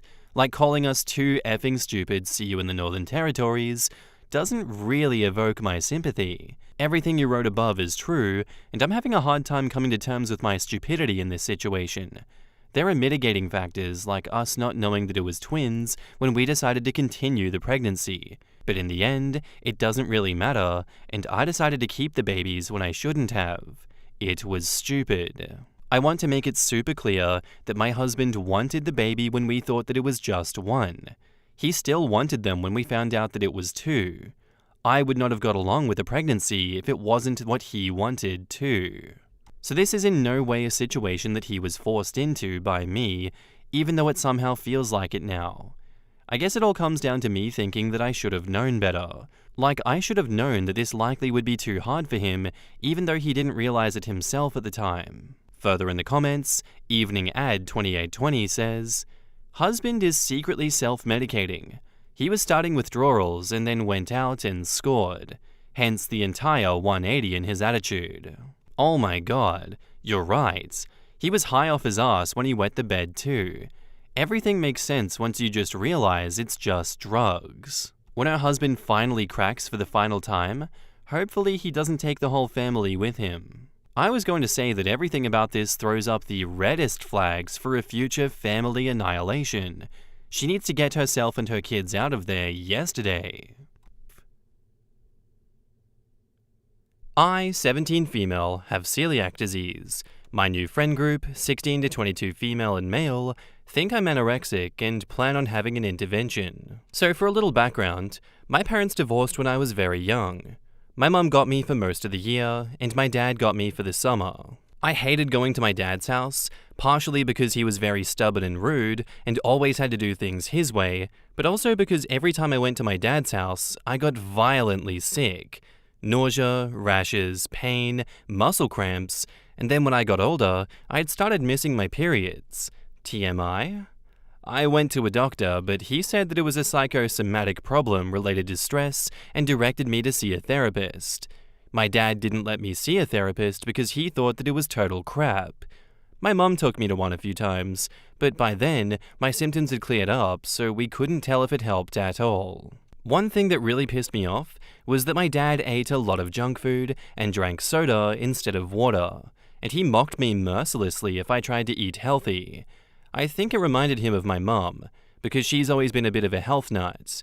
I would sneak carrots into the house, and if he found them, he would throw them out.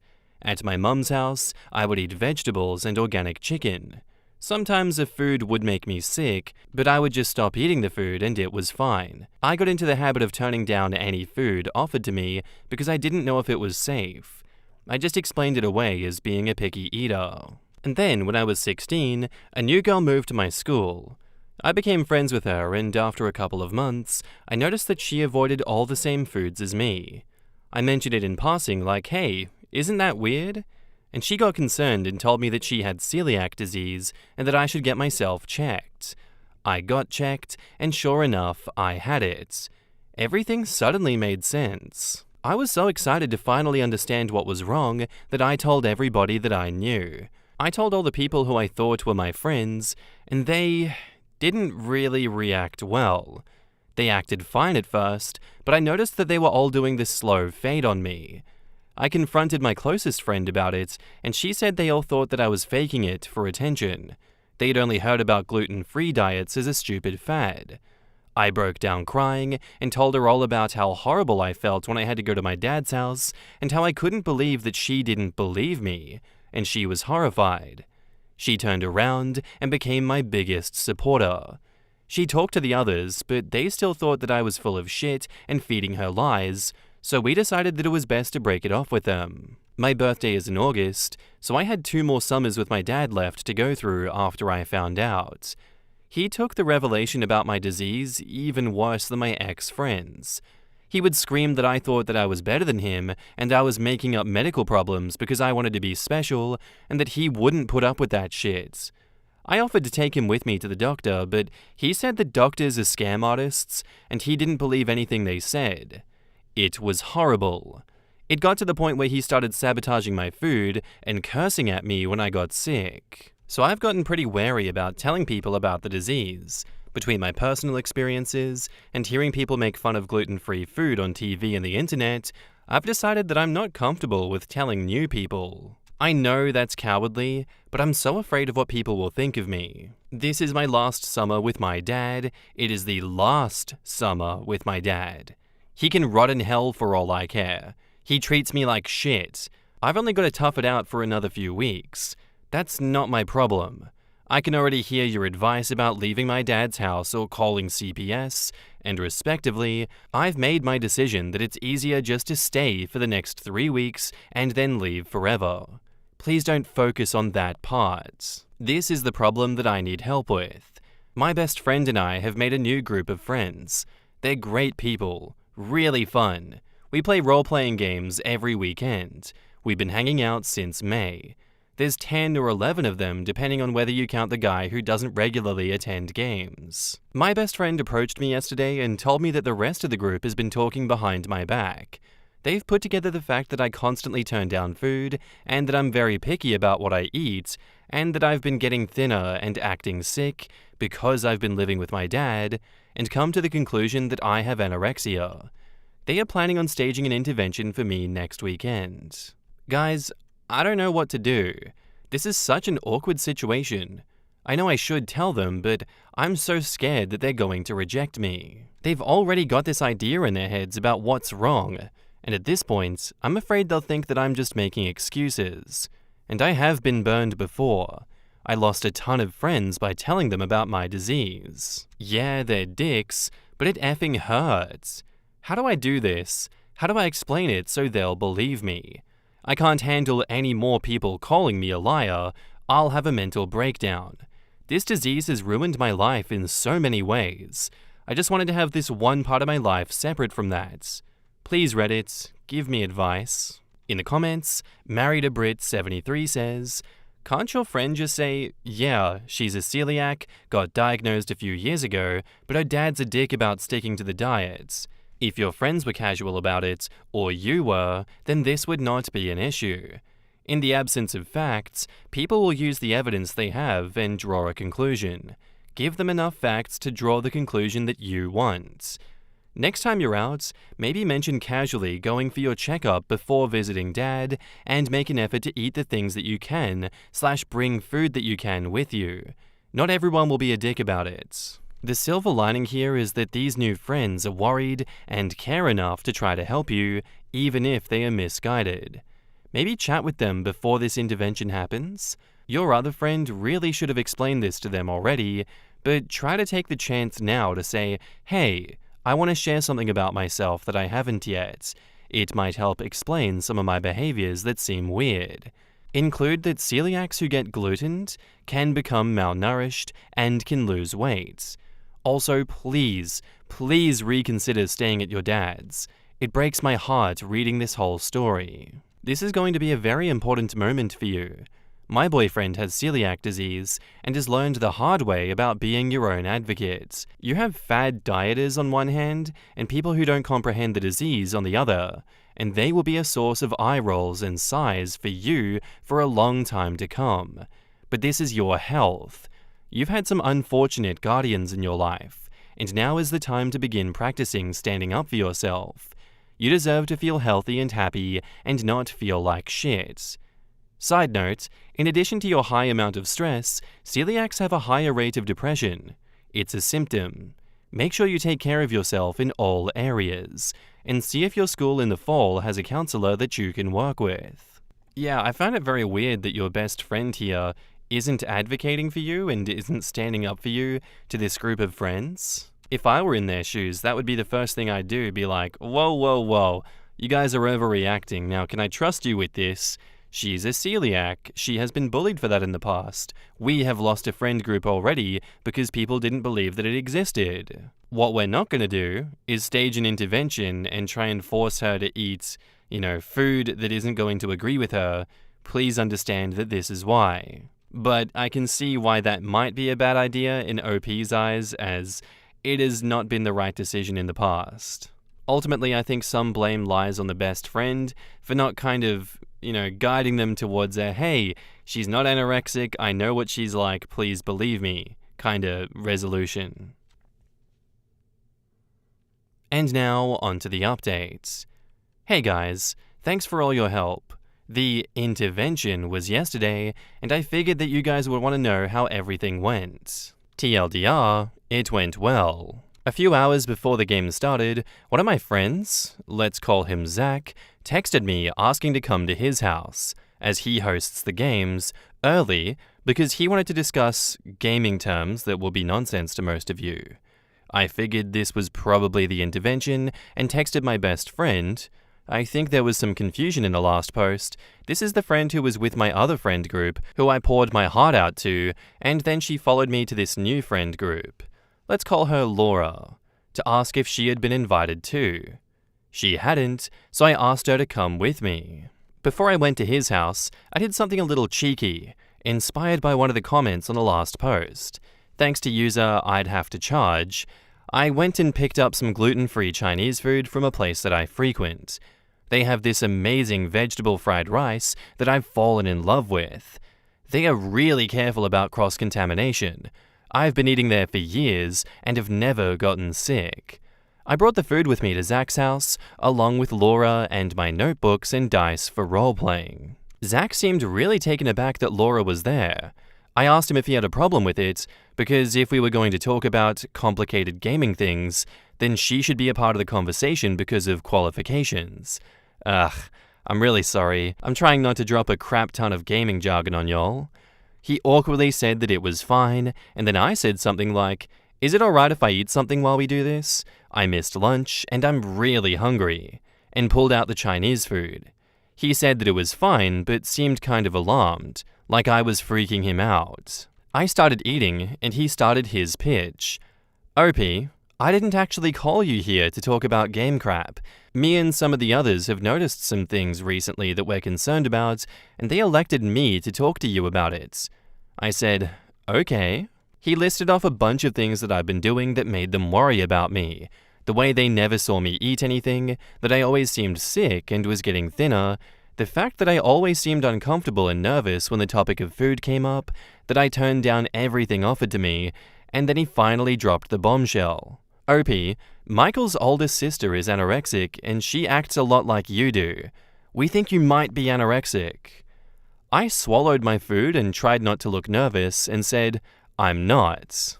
He started talking about how nobody thinks they're anorexic, but there's clearly something going on with me, and he just started rambling, so I cut him off. I said, "I do have a problem. It's not anorexia. Can I talk?" He reluctantly agreed.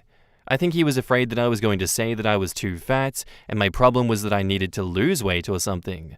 Like, he really got committed to the idea that I was anorexic. I'm going to try to paraphrase what I said here, because I was very proud of myself for it. I know I'm losing weight in an unhealthy way, but it's not on purpose. I have a disease that means that I can't eat grains like wheat, barley, and rye. When I do, I get very sick, and my body starts ripping up my stomach, and I can't digest much of anything, even things that don't have those grains in them. It's not just an allergy, it does serious long-term damage to me.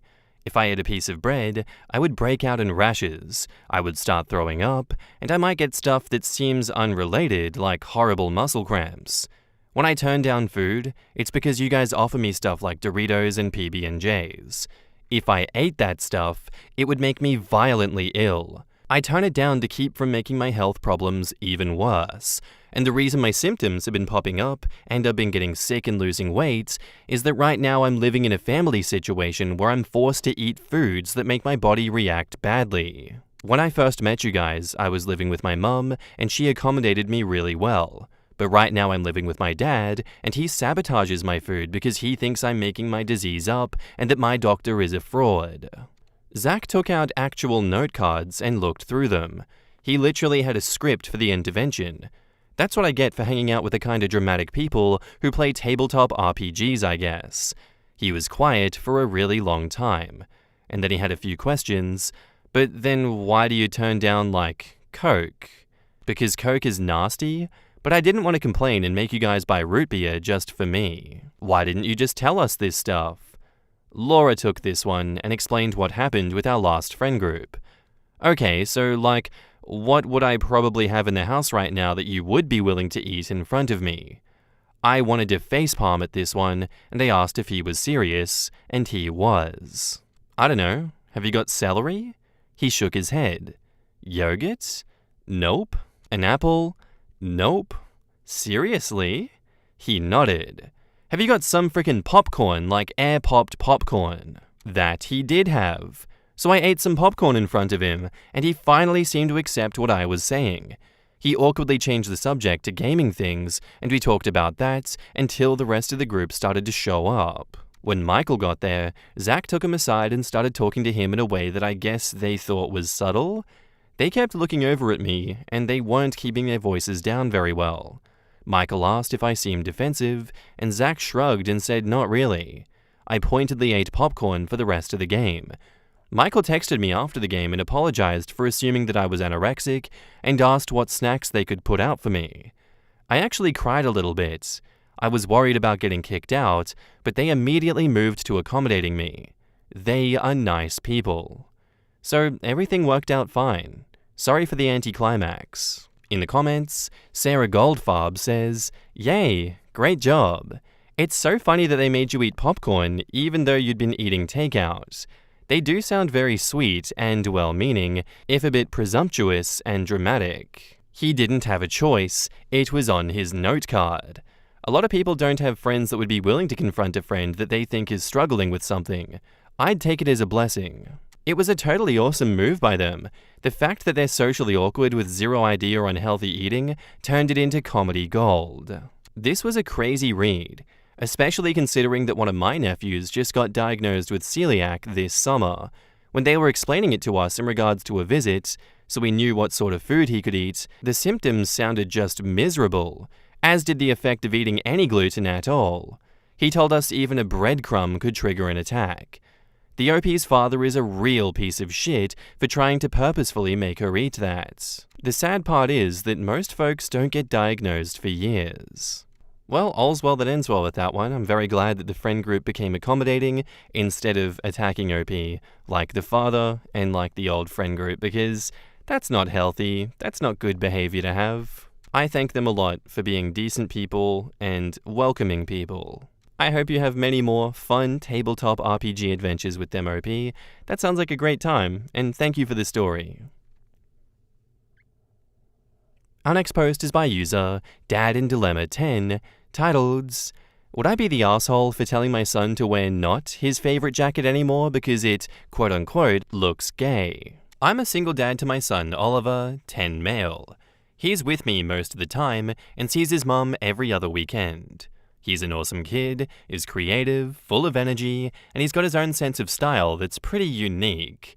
He loves bright colors, nail polish, and clothes that some people might think are more girly. If I'm honest, I think Oliver might be gay, and I'm totally cool with that. I've always made it clear that whoever he turns out to be, I'll support him 100%. Because of how he dresses and acts, Oliver had a really rough time with other kids. He got bullied so badly at his old school that I ended up pulling him out and homeschooling him. The school wasn't helpful at all, and it was heartbreaking to see him go through that. He's struggled to make friends, and it kills me to see him feel so alone. Now he's starting back at school in September, and he's really excited about it. But recently, we were at a cousin's birthday party, and Oliver wore his favorite jacket, which is a bright pink, sparkly one that he loves. Some of the other kids started picking on him, saying he looked gay. I stepped in, got the kids to apologize, but it ruined the day for Oliver, and I'm worried about how things will go when he's back at school. I've been thinking about whether I should talk to Oliver about maybe toning it down a bit, especially when he's around new people. Not because I want him to change who he is, but because I hate seeing him get hurt and feel like an outcast. I don't want him to feel like he has to hide who he is, but I also don't want him to be picked on or excluded because of it. But then I feel like a complete asshole for even thinking about this. I don't want him to think that I'm ashamed of him or that he has to conform to be accepted. I want him to feel free to be himself, but I'm also scared of him being hurt by others who don't get it. So would I be the asshole if I talk to Oliver about maybe being a bit more low-key with his style? In the comments, Accomplished Mango 28 says, "Do not dull his shine because others don't understand him. I understand that it may be coming from a place of protection, but it needs to be addressed with potential aggressors, not with forcing your son to change who he is." OP says, "But when you can't do anything more with potential aggressors? I have done and will continue to do everything I can, but sadly I can't literally watch his back 24/7, even though I would if I could. Anytime he has a comment made to him, it breaks his little heart, and it's so devastating seeing him go through that again and again. Jesus, where do you live? Most kids don't care about this kind of thing these days. If this is for real, then here's my advice. Even at 10, Oliver will know why the bullies are saying they're targeting him. Kids are highly attuned to their differences, yet he is still dressing the way that he wants to dress. In my experience, it's kids who lack confidence who are more likely to get bullied. I don't mean that it's a kid's fault for being bullied, just that confidence can improve the situation. My father was the town drunk. He couldn't hold down a job, he was a proud atheist in a religious area, and because we had no money, I had no decent clothes. I was also a tubby kid, yet I hardly ever got bullied. I think you need to talk to Oliver honestly. Tell him that some kids give him a hard time because he likes to be creative and that they can't handle that. But that doesn't mean that they're right and that you are proud of his independence. Encourage him to talk to you about any jerks. This way, you're acknowledging the problem and are not angry or ashamed of him. So he'll be more likely to know his choices and to know that he can go to you. I would also go to the school now and ask for a meeting with his teacher and maybe even the principal. Talk about how to nip any bullying in the bud. I'd ask your GP and the people at the school if it would be possible to get counseling for Oliver so that he can talk about any concerns and get advice. Good on you for wanting to stay on top of this. As a teacher, I can tell you the "most kids don't care about this kind of thing these days" isn't accurate. There has been a huge rise in both homophobia and sexist behavior in young people. Especially boys, but both sexes are guilty of it. I call it the Andrew Tate effect, and it's genuinely depressing to see as a gay teacher. So why did you call the jacket gay if you don't care if your son comes out as gay? Calling it gay is making it into something that a 10-year-old doesn't need to be worrying about at 10. OP says, I didn't. Did you read the post? Look, if they're not picking on him for the jacket, they'll pick on him for his nail polish, then his face, his height, the way he talks, the things he likes, his hobbies, his talents. He'll be picked on for being him. Better to help him identify the bullies and build up his confidence so that he can stand up for himself. You'll need to be proactive with the school, making sure they clamp down on any bullying. Support him. Telling him to hide what he loves will only make him feel like you're ashamed of him. You would be the asshole. I feel like this is one of those situations that you have to kind of just allow to happen and support him as much as you can from the outside. Bullying is going to happen at school whether you like it or not. If you want to control the situation, you can pull him out again and do full-time homeschooling, but that's not going to help him. In my point of view, this is a sink or swim situation where there's going to be a lot of character growth, but there's going to be a lot of really bad feelings in the meantime. And as this is all going on, you can't protect him from everything, so you have to allow him to figure out the world by himself and how he's going to protect himself. So I think you would be the asshole if you told him not to wear his favorite jacket because it looks gay. Yes, you haven't said it, but if you did say it, that would be you bullying him as well when you're supposed to be supporting him. And now, onto the updates. Hey all, it's been about 26 days since my original post, and I thought that I'd give an update now that Oliver has had his first week back at school. I can happily say that, so far, things are going much better than I'd hoped. Over the summer, Oliver and I had a really important heart-to-heart. I sat him down and told him just how incredibly proud I am of the person that he is becoming, and I made sure that he knew that there is absolutely nothing he could ever do that would change the way that I see him or make me love him any less. Honestly, it was a bit emotional, and I even got a bit choked up. I told him that if wearing his favorite jacket, the one that caused some hurt before, made him happy, I'd stand behind him 100%. But I also wanted to make sure that he was prepared. I explained that while I will always be there for him, I can't always be around to protect him, and he might have to stand up for himself if kids make fun of him. I made it clear that this doesn't mean that he should change anything about who he is, but that he needs to be ready to handle it if anyone says anything cruel. Oliver understood, and we spent the summer coming up with some playful comebacks together. He really wanted to take the jacket with him to school, so we made it a bit of a project. imagining the kinds of things kids might say and crafting witty replies that he could fire back with. It was actually pretty fun, and I think it helped him feel more confident about it. Now, back to school. His new teacher knows all about his past struggles with bullying, and she's been amazing. She's keeping a close eye on things and making sure he feels safe and comfortable. It's made such a difference already, and Oliver's first week couldn't have gone better. He's even made a friend, a boy named Sam, and they've really hit it off. They're planning to meet up tomorrow at the Wacky Warehouse, and Oliver can't stop talking about it. It's been a long time since I've seen him this excited about spending time with someone his age. I know it's still early days, but seeing him come home happy and smiling each day has been such a relief. Thanks to everyone who gave advice and encouragement on my original post. I really took a lot of it to heart, and I think it made a big difference in how I approached all this. In the comments, ThrowRA Affirm Me says, "Yeah, kids these days absolutely care about this stuff. The F slur and the R slur are back in full force, and they're calling each other gay over everything. I teach high school, so a lot of the time it's also the gay kids calling each other gay for fun, which is hilarious to watch, but the rise in homophobia, sexism, and ableism has also been meteoric, and everyone needs to be watching what their kids consume on the internet because little Jimmy or Jamantha is probably consuming content that you don't approve of, and most parents aren't even aware of how it's influencing their children for the worse." Yeah, we live in Texas, and my 7th grader has pride stuff on her backpack. She's still figuring herself out, but we're also fully allies of my nephew, who is transgender, and she puts up with a lot of shit over it. She just rolls her eyes at them, though it's mostly boys who make the comments. Our next post is by user IndividualBear7348, titled, "Engagement Broken Because of My Maid of Honor." I, female 27, was about to get married to my fiancé, male 26, in a few months because of my choice of maid of honor. When he proposed to me, I went through the cheeky happiest girl alive shtick. We went through the announcements, and both of our families were excited for the wedding.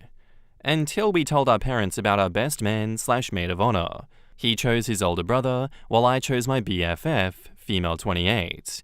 His family treated my choice like I didn't decide who would be my maid of honor and gave me time to select one. Every time I mentioned that my BFF would be my maid of honor, they shrugged it off and reminded me that I needed to pick my maid of honor before the wedding ceremony.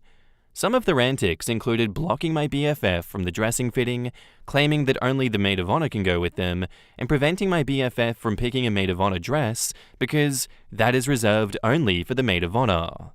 My BFF and I told my future mother-in-law that my BFF is my maid of honor, but she brushed it off and told me that I need to pick a maid of honor before the wedding. A few days later, my fiancé asked me who my maid of honor is. I told him that it's my BFF, and that's final. He took my hand and took off the ring, saying, "I can't value someone that doesn't value family." He left, engagement broken. Myself dumbfounded on what the living hell happened. In the comments, Justicia says, "I feel like there's something missing here. Is your BFF a different race or religion by chance? But also, can you imagine your life with a husband who takes this kind of bullshit from his parents and doesn't support you? The red flags on this. I'm glad you found out about what a dickbag your ex-boyfriend is before you tied the knot. If she has a sister that she didn't choose, that could be it. My mother-in-law was the same way when I chose my BFF as godmother instead of my sister. Or he has a sister that they think should be maid of honor. OP dodged a bullet. Does your fiancé have a sister or a female cousin who he is very close to? That could be the reason why they wanted you to take somebody else. Keep the BFF and kick your fiancé and his whole other shitty family to the curb. Edit to add, you dodged not only a bullet, but a cannonball here by staying with your BFF. If that's the case and they are so close, he should just marry her then. They seem like the type to keep it in the family since it is so important to them. Yeah, no idea what's going on there. And, we always go on about communication is the most important thing. If their communication is, no, you haven't picked a maid of honor, and that's it, well then, they deserve to have the engagement broken off on their side? Can you guys not just be adults here and tell OP why you don't agree with the BFF being decided for the maid of honor role in OP's wedding? Sorry, but we dictate your wedding. I know it's your wedding, but you shouldn't have any control over any choices in this one. No, we are not going to explain, and that's final. Goodbye. Just so weird. It's just such a weird dynamic to have, and I agree with everyone else, it's for the best that you get the hell out of there. And now, on to the updates. Wow, so many questions. Let's answer the obvious ones. Are my BFF and ex-fiancé exes? No. The engagement party was their first meeting. My ex and I went to the same college, and my BFF went to a different one. Race and religion involved? No. We are all white and Christian. Several of ex's relatives, including his older brother, are married to people of color. Now on to the updates. A few hours after my original post, I found out from one of his relatives why my ex said that I had no family values. It turns out that in his family, the maid of honor and best man roles are reserved for siblings. I have 2 sisters, one older and one younger. Neither were interested because my older sister was mad at my ex for trying to set her up with one of his male co-workers at her own wedding to her wife. He did the same thing to her wife. I didn't know about this until after the broken engagement. My younger sister isn't interested because she was busy with her own college work. She took extra courses so she could graduate early. Ex tried to convince her to drop out of college to be a maid of honor. I guess I dodged a nuke of that one. In the comments, Jenna CC80 says, "What a psycho. If he's already trying to micromanage your maid of honor choice, imagine how he'd be if y'all had kids. You definitely dodged a bullet. Without even telling her it was a family tradition. This is one of the stupidest things to stupid that has ever stupided. Nice of them to assume that you knew their family rules about the maid of honor position. Too bad they didn't allow you the chance to explain your choice. Also, too bad your older sister didn't tell you about the attempted fix-ups until after the engagement ended. Thank the gods that you stood your ground regarding your choice. You dodged a full nuclear arsenal. So, who's your maid of honor? My BFF. So at no point ever did anyone reply, "Oh, not one of your sisters?" Or, "Shouldn't it be one of your sisters?" Or, "Why not one of your sisters?" Or, "No, a maid of honor has to be one of your sisters." I can't believe that no one said any variation of that. I can't believe her sister didn't tell her what he did at the wedding. I wonder what other secret rules they would have pulled out and not articulated later on. Secret tradition about baby naming, house selection, holiday dinner dishes. If you want to punish someone for making the wrong choice and don't want to explain the right choice, you just wanted an excuse to punish them. And the homophobia. Dude was trying to play hetero matchmaker at a wedding with 2 brides. I'm still stuck on the ex trying to set up his girlfriend's lesbian sister with his male co-worker at her own wedding. What got me even more is that she only found out after the breakup. I honestly can't stand my sibling, and even I would drop them a quick, "Just FYI, your partner's a bigot" message. Whether they chose to believe me or not would be their problem, but at least my conscience would be clear. Goes a long way to explain why the BFF was the first choice for maid of honor. Yeah, that's insane. Like, I understand how this all happened now, but it still doesn't excuse why it happened. And it doesn't excuse him for, trying to set a lesbian up at her own wedding with a man. What in God's name? Also, how do you not tell your sister about that? Does your sister hate you? I can't deal with these people. Have lobotomies been on the rise? Is there a secret trend of lobotomies on TikTok that I'm not aware of? Is that why all these people are making brainless decisions? What's going on? Am I the asshole for not telling my parents that I received money from my college? I, 20-year-old, non-binary, live with my parents, 50-something, and my 2 sisters who are 20 and 19 years old.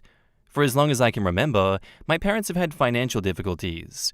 For the past 4 months, I have paid the entirety of my parents' rent. While I don't really make that much, I work 50 hours a week most weeks due to understaffing, so I get pretty good sized paycheck. Plus, most of the time, I'm able to set aside some money for saving. However, these past months, every one of my dad's paychecks, he makes the most money out of us all, have been garnished or been completely gone before he ever gets them.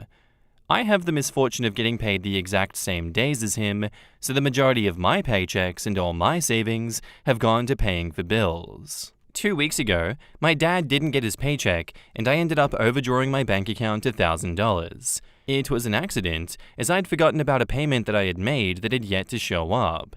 So when I got my paycheck on Friday, it was just $100, which my dad immediately asked for 80 of. I'd told my parents that I would be unable to help financially for the next 2 weeks, and again, my dad didn't get his checks, so my parents are scrambling to get money together to avoid our utilities being cut off. My college does this thing.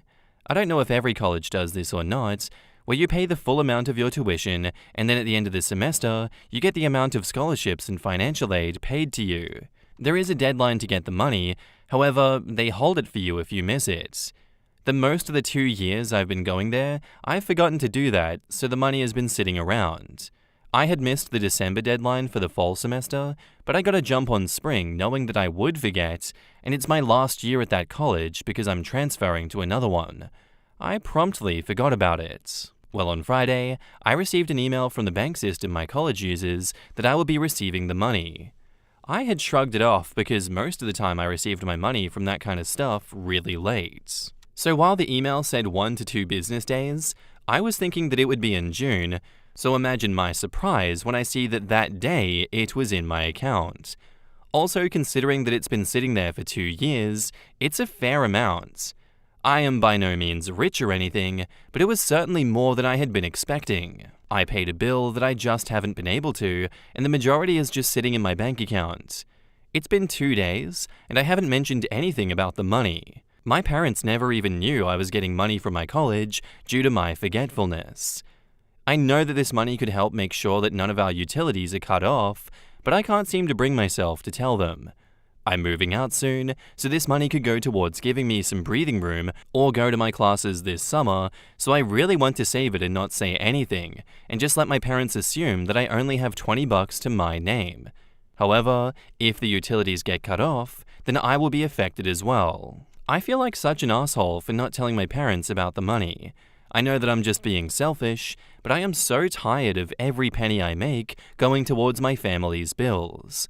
I know my mum feels extremely guilty every time they do this, but it's something they have to do to survive. So am I the asshole? Edit. Since a lot of people are asking, here you go. My parents have a lot of payday loans from my childhood, other loans, and owe money to the state and IRS. My dad had at one point been accused of a gambling addiction. It runs in his family, and he had at one point had one. However, my parents have talked this out. My dad's company also has shitty communication, so we have no way of knowing when he is garnished and why until he gets paid. Everyone does work, but me and my dad make the most money. My mum works a minimum wage job, my sisters work part-time minimum wage jobs, my mum and 20-year-old sister do help pay bills. My little sister, however, does not. She's the type that has a little bit of money and goes wild. My parents pay for a lot of her stuff without ever seeing a dime of it. My parents are trying to stop that, however, it is extremely difficult due to other factors that I will not get into on this post, as it has nothing to do with money. The reason I make a lot of money is because I'm a lifeguard, and due to the lack of them, we are paid intensively. As many of you have suggested, I am moving out. I'm moving to a different city this summer for classes. I honestly don't think I need to go to such extremes as some of you suggested. My bank account is separate from theirs. We do use the same bank though. My parents do not try to sneakily get my money, and the few times my dad has, I've called him out for it and berated him over it. My mom also feels extremely guilty about the entire situation, and as such, I don't see her doing anything underhanded. And as for my dad, I have strict guidelines with him. I do have a ton of notifications on both my credit card and bank account, to the point of $1 getting spent, I will know. Also, no, I will not be getting back the money that I have given to my parents. I'm not even gonna try. I'm not going to be another thing that they have to pay off. However, some of your suggestions I will follow. My parents are aware, and I will remind them when I leave that I will not be able to pay things when they leave, as I will be both reducing my hours at work and having my own bills to pay, such as school and the apartment. In the comments, the Eternal Veggie says, "Not the asshole. You were technically paying for school yourself, right? The student loans and scholarships are all in your name, so that money is yours. Put it into savings, use it to buy textbooks next summer. If it's money left over from your student loans, you'll technically have to pay it back when you start paying your loans, so might as well use it as you please. I received money back from college for a few semesters, like $600 per semester, but at that time my parents paid for my tuition. Only $1,500 per semester, it was community college. So I just paid them back that money since it was theirs anyway, but when I started paying for myself, I kept that money for myself." OP replies, "I pay for college out of pocket. I don't have student loans and no one else has paid for my tuition, so it is absolutely my money." Not the asshole. Get your parents off of your accounts and lock your credits. Your dad clearly has something wrong with his ability to handle himself if his wages are being garnished to that extent. Or he's lying to you to get your money. Why aren't your adult siblings also responsible for household expenses? Edit to add, keep that money and put it towards your future school expenses or to pay against your loans. It is school money, not supporting your family money. Yeah, I agree. The dad's gambling addictions here and the history of it in his family is no excuse. He should know better and he should be doing better. And I get that I'm in a privileged position of not having an addiction of saying that, but surely when your family is struggling like it is, you gotta do something. And I know I've seen those that have seen their family struggling, that have caused their family to struggle more, and continued to go in their merry way because they're doing all right themselves, but no one else is. But hey, as long as I'm good, I'm gonna keep doing what I do. That's the mentality of an addict. It pisses me off and it's not cool, and I really don't want OP to keep suffering here. As hurtful and as sad as it is, take the advice of the commenters and cut the umbilical cord, stop giving them support, and go do your own thing. That's the only way that you're going to get ahead in life, or else the crabs in that bucket will continue to drag you down. To many it may seem like a heartless thing to do, but that's survival.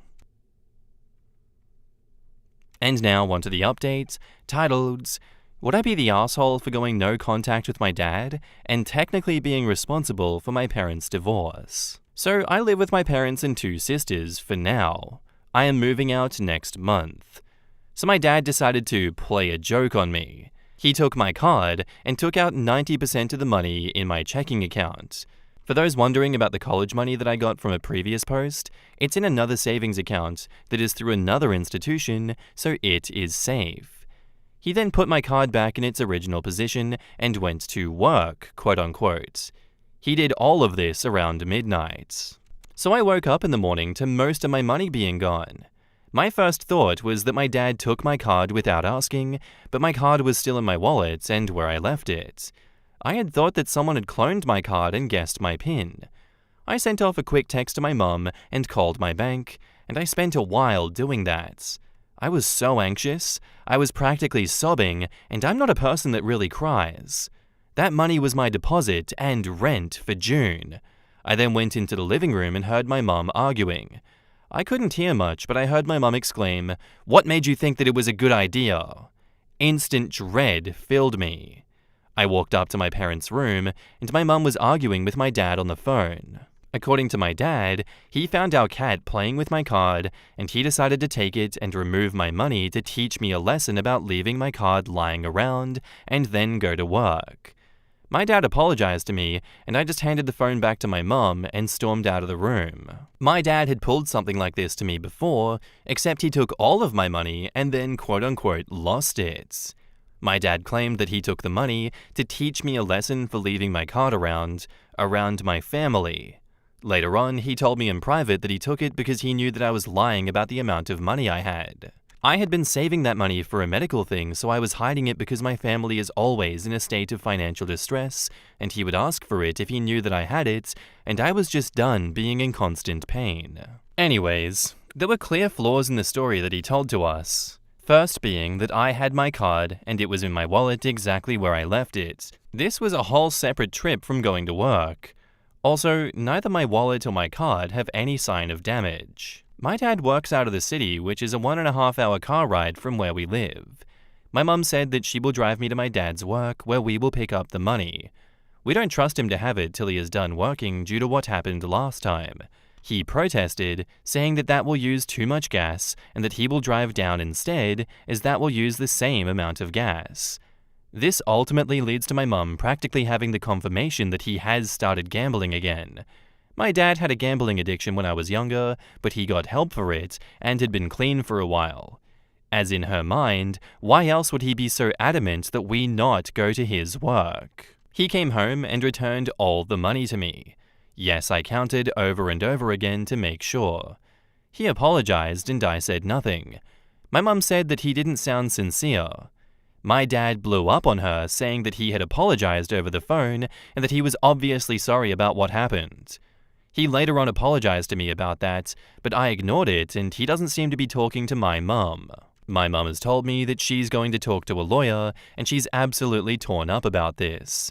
There have been so many issues with their relationship this past year, but this seemed to be the straw that broke the camel's back to leave her 40-year marriage to my dad. My sisters don't know what's going on, or if they do, then not the whole situation. I told her that once I move out, that I might go no contact with him. My mum got all sad and said she doesn't blame me for wanting to after all that my dad put me through. I'm honestly emotionally drained and dreading calling back my bank. My mum had this great weekend planned for us, but now there is an overwhelming feeling of dread and tension over everything. I was actually going to finally do something for myself that I'd finally worked up the nerve to ask my mum about, but that had to be cancelled. Honestly, if it wasn't for the fact that I'm moving out soon, I would have called my friend and moved out today. I'm just done with my dad and this situation. At the same time, I feel such an overwhelming guilt. I know that I did the right thing, that I had to tell my mum and protect myself financially, but I don't know. I feel responsible for my parents separating, and me and my mum are the only ones that know that, even though my dad made his choice. The fact that I love my dad, and I still want a close relationship with him like I never had, yet I can't imagine ever talking to him after he put me through all this. I also feel like I'm too emotional and hasty to make these decisions, as all of this happened today. Maybe I just need confirmation that I'm doing the right thing. So would I be the asshole here? In the comments, not the asshole. Your dad stole from you. Change your PIN number and passwords on everything. OP says, oh, absolutely. I reached out to my bank thinking that someone copied my card before I found out that it was my dad. I'm getting a new PIN, new card, and account information. Everything is being changed. Good. And try to move past your guilt.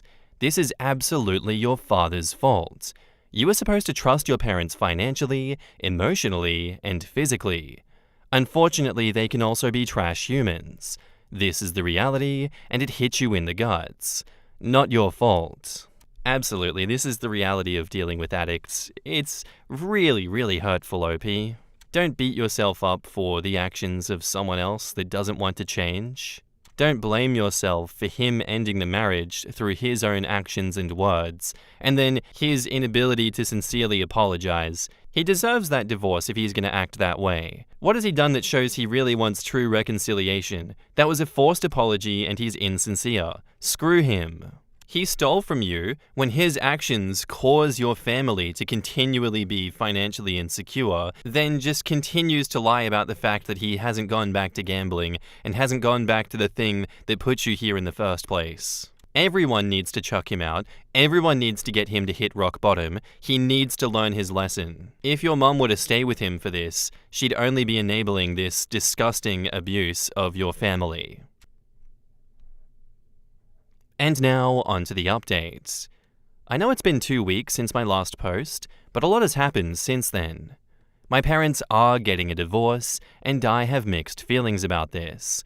My mom has started to track my dad. I know it's an invasion of privacy, but it was the only way to know for sure. Multiple times the tracker has put him at a casino when he claims that he is working. My mom has figured that he has been getting his paycheck 2 days early and not telling anyone. My mum called a lawyer last Wednesday to talk about her next move. My dad isn't fighting it, which is honestly destroying my mum. Yesterday, we got an eviction notice that we have to be out by the end of the month. This has happened before, but my dad has always explained it away. Apparently my dad, hasn't paid the rent in 4 months. My dad hasn't said anything about this. He knows that we are all seeing through him and his act. My mum and younger sister are going to live with my maternal grandparents.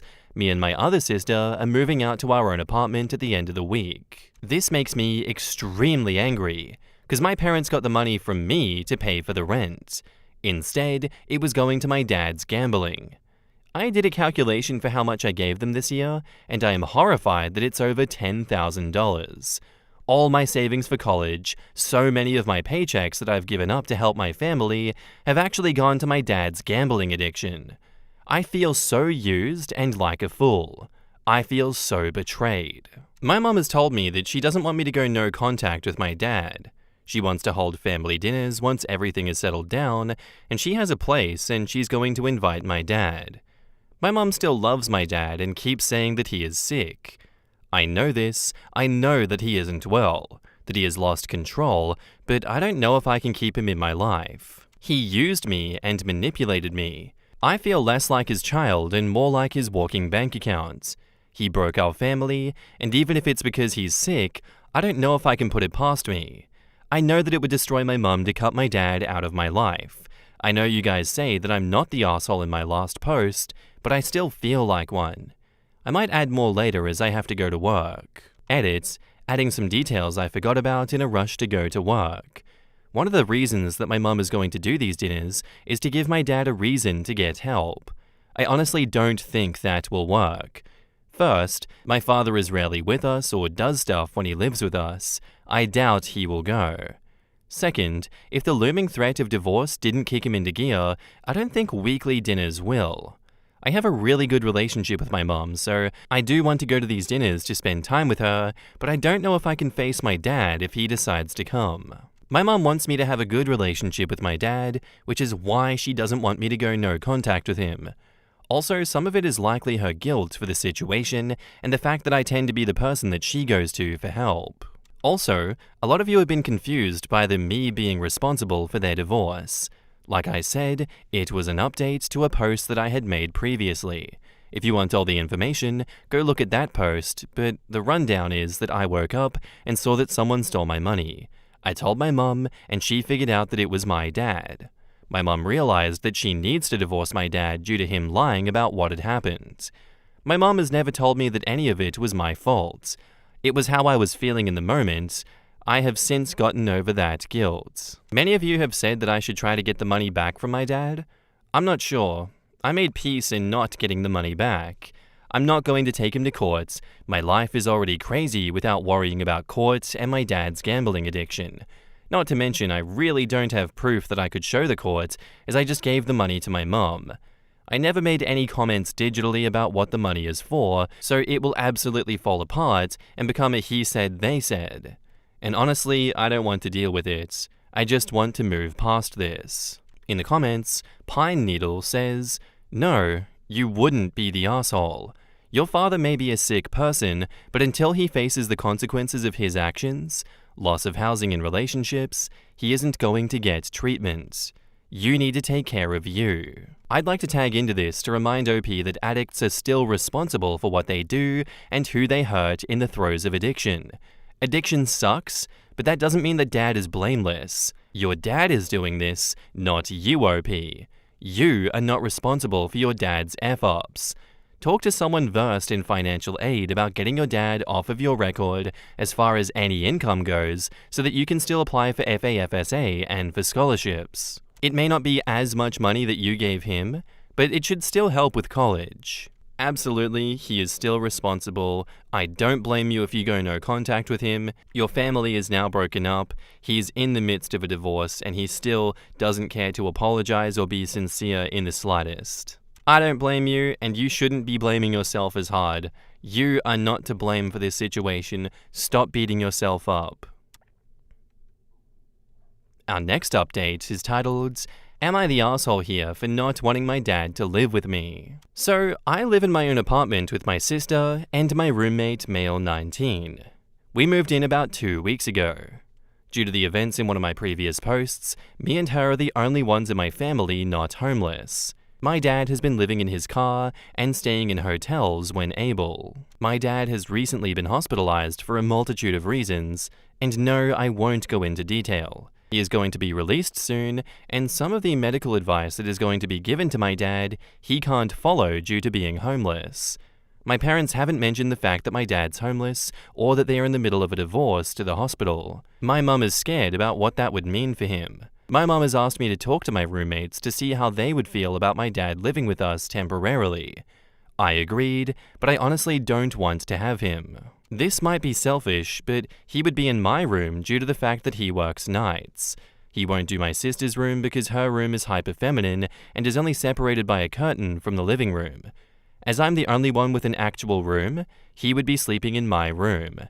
Our schedules are pretty reversed, so we would never see each other except on my days off, but I really hate this idea. In our previous house, I had to share my room with my mum because of her working from home. This meant that whenever someone feels like it, they would barge into my room. I finally have my own space that no one could barge into, and not even 2 weeks later, it might be stripped from me. Not to mention, I'm currently searching for another job due to the fact that I have moved to another city and no longer want to commute 3 hours each way, and I have a couple of phone interviews lined up for my days off, and I can't go into the living room due to my roommates also having those days off, and I don't like talking on the phone in public. My dad has also not acknowledged that he has done anything wrong. I am also still pissed at him. He can't go with my mum and other sister due to my maternal grandparents hating his guts at the moment. He can't ask any of his family due to the fact that they are abusive, and he doesn't want to admit how bad his situation has gotten. So this just leaves me and my sister.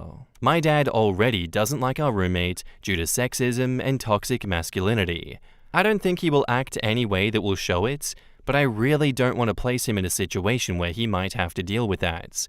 I have yet to tell my roommates, as they've already left when my mum asked, and I don't want to ruin the event or have this conversation over text. I'm very tempted to pay out all the reasons that it would be a bad idea for them so that they agree that we can't do it, so I'm not the asshole, but I don't like the idea of manipulating them. But your parents are cool to manipulate you, okay. Yeah, I see how it is. This is why manipulators prey on younger people, because they don't have their mind where it should be, with rage. My mum said that my dad probably won't accept the offer, but I'm not sure that I can make that offer. Also, hotels are not the option due to the fact that none of us have the money for them, and my dad will likely be paying off this trip for a while. I honestly feel like either way, I'm screwed, so am I the asshole here? In the comments, Delift says, "This sounds way too big for Reddit to solve." OP says, "Unfortunately, Reddit is my only solution because I have no one to talk to about this situation." It's not too big for me. I say, screw him, let him live in the car, he caused this is his fault, make him live in the streets, make him pay for what he's done to all of you. He shouldn't be living with you, he should not be allowed to live with you, that should not be a thought that is ever entertained. Screw that guy. He made his bed, he can sleep in it, in the car, in the street, dealing with shit himself. Why anyone is still interacting with him is beyond my comprehension at this point. And now, on to the final update. Am I the asshole here for not sending my dad a happy birthday text? So yesterday was my dad's birthday. I have been pretty much no contact with him since my last post about him, only really seeing him here and there. My dad has reached out to me once, but I didn't respond. Never once has he apologized for what he has done. For the past week, I have been debating if I should send him the above text. No matter what I decided, I wasn't going to get him anything after all the money that he took from me. Then on Wednesday, my phone got stolen. I spent most of Wednesday and yesterday trying to find it and come up with a solution so that I can do all the things that I need to do. I thought that that was the answer to texting my dad. Yesterday, I got a new phone and was talking to my mum. She texts me that I need to send my dad a text. She always reminds me to send birthday and holiday texts, as I'm notorious for forgetting to. I said I will later, as I still hadn't decided if I was going to. She then told me that she gave my dad $20 for me. I was shocked. She said all my siblings agreed to send him $20 for a hotel room. We all know that he will probably gamble it away. I had never agreed due to my stolen phone. I was pretty much out of contact, but I had still talked to her through my roommates. She also could have waited and asked if I was okay with it, which I would have said no. I don't think my mum will ask me for the $20. She just seemed to do it in my name. Regardless, I was pissed off. So I didn't text my dad because I wanted to make sure that he was aware that I haven't forgiven him and that we don't have a relationship anymore. I also did it to spite my mum for putting my name on a gift that I never agreed to. I was so sure of it yesterday, but now I think I might have just been petty. Am I the asshole here? In the comments, Delightful Absurdity says, "Good gods, I hope OP doesn't let their leech of a father in their home." Sin of Omission says, "When I saw, should I let my dad move in with me, I shouted no out loud." The best thing is that OP has roommates. In this instance, throw the roommates under the bus and say they don't want another person in the apartment, especially if they aren't contributing to the bills. Roommates won't care as long as dad doesn't come and never leave. Mum giving dad money is on her. OP, you don't have to do anything. When asked, just say that we are no contact, I did nothing for birthdays, holidays, etc. when he's involved. I especially won't give him money. Did the phone get lost, or did it gain sentience with OP saying dad could move in and decide to nope the hell out on its own? I was also thinking about the roommates thinking about what happens to OP when dad starts stealing from others. OP really needs to leave this toxicity behind them. They have been financially abused for years, and it will only stay stopped so long as OP doesn't allow their father in their life. If he's back, the theft and lying and needing will fire right back up. The dad is the biggest asshole, but to be honest, the mum's a bit of an asshole too. You know what your child has been through because of their dad, and you try and force continuous contact with the family dinners, and also for them to live together after this? Yes, the dad is unwell and has an addiction, but what about the mental health of your child?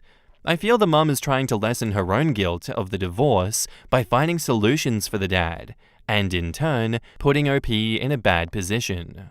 Also, way to put it all on OP to tell their roommates that their thieving deadbeat piece of shit father wants to commandeer their apartment and wallets. Yeah, if I was the roommates, I wouldn't want that piece of shit in my house.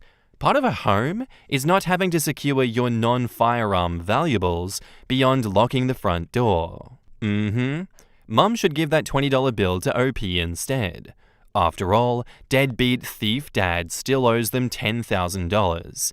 Stop pouring water in that shit-ass well and start trying to patch up the damage done to OP instead. I'm of the opinion the mum is almost as bad as the dad.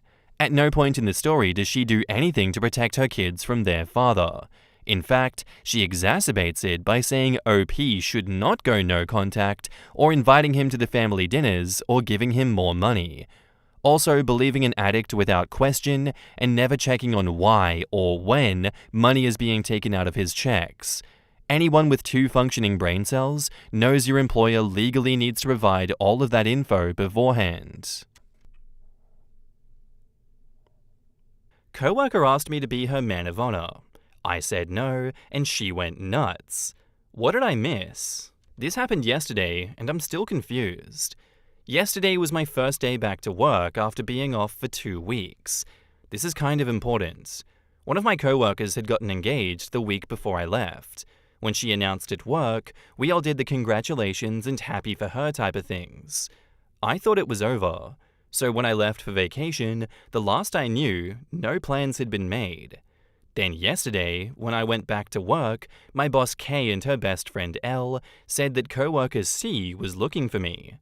I asked what was up and they weren't sure, but she was carrying around a little gift bag.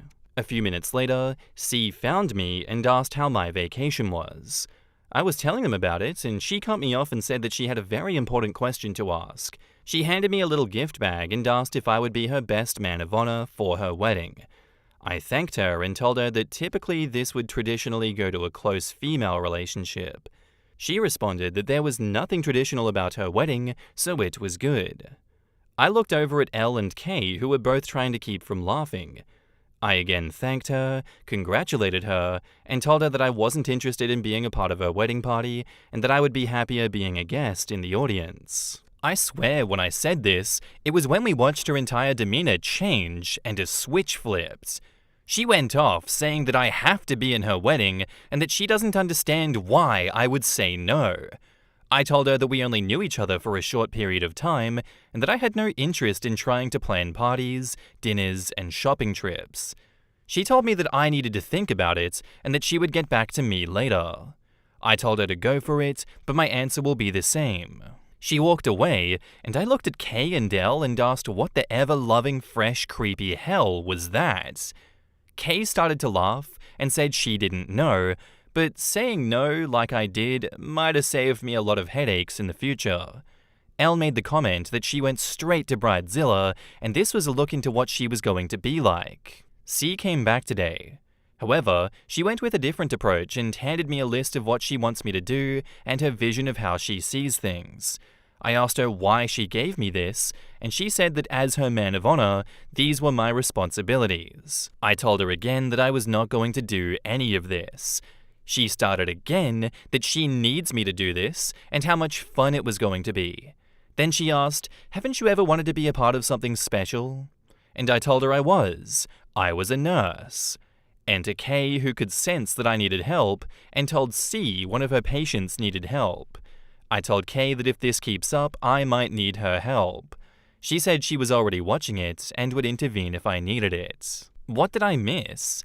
We aren't that close. She just transferred down to my unit from a different unit 6 months ago. I had no idea who she was until that point. Elle is saying that she is close in age to me, and she might feel that to be enough of a connection. Did I miss something? When we're asked, are we supposed to automatically gush and jump up and down in excitement? Why is saying no a bad thing? Mrs. Picasso says, "It sounds like she has no one else in her life, and you being around her age and nice to her was enough to give you the honor. Stay firm and don't give in." Also, from your post history, I assume, correct me if I'm wrong, that you're a gay man? Could she be putting a lot of weird stereotypes into play and trying to make you her gay best friend and wedding planner? The Show Must Go On says, "This was exactly what my mind went to. She wants to be cool having a gay best friend. There is no way to rationalize crazy. Crazy is crazy." And OP says, "What is it about weddings that bring out the crazy in people?" Sarmaine Punk says, "Too many people get it in their head that just because it's their and their partner's special day, it is, and the focus should be on two of them, it should, that they also get to have exactly what they want and how they want it. Sadly, that's not how it works. Honestly, it worries me how many brides I see that are so wrapped up in the planning that they forget that the wedding isn't all about the trappings and events going right, etc., but about themselves and their partner dedicating themselves to each other. Sorry that you're the one getting the short end of the stick on this one." Honestly, agreed. Crazy definitely is crazy in this instance, and she doesn't know how to take no for an answer.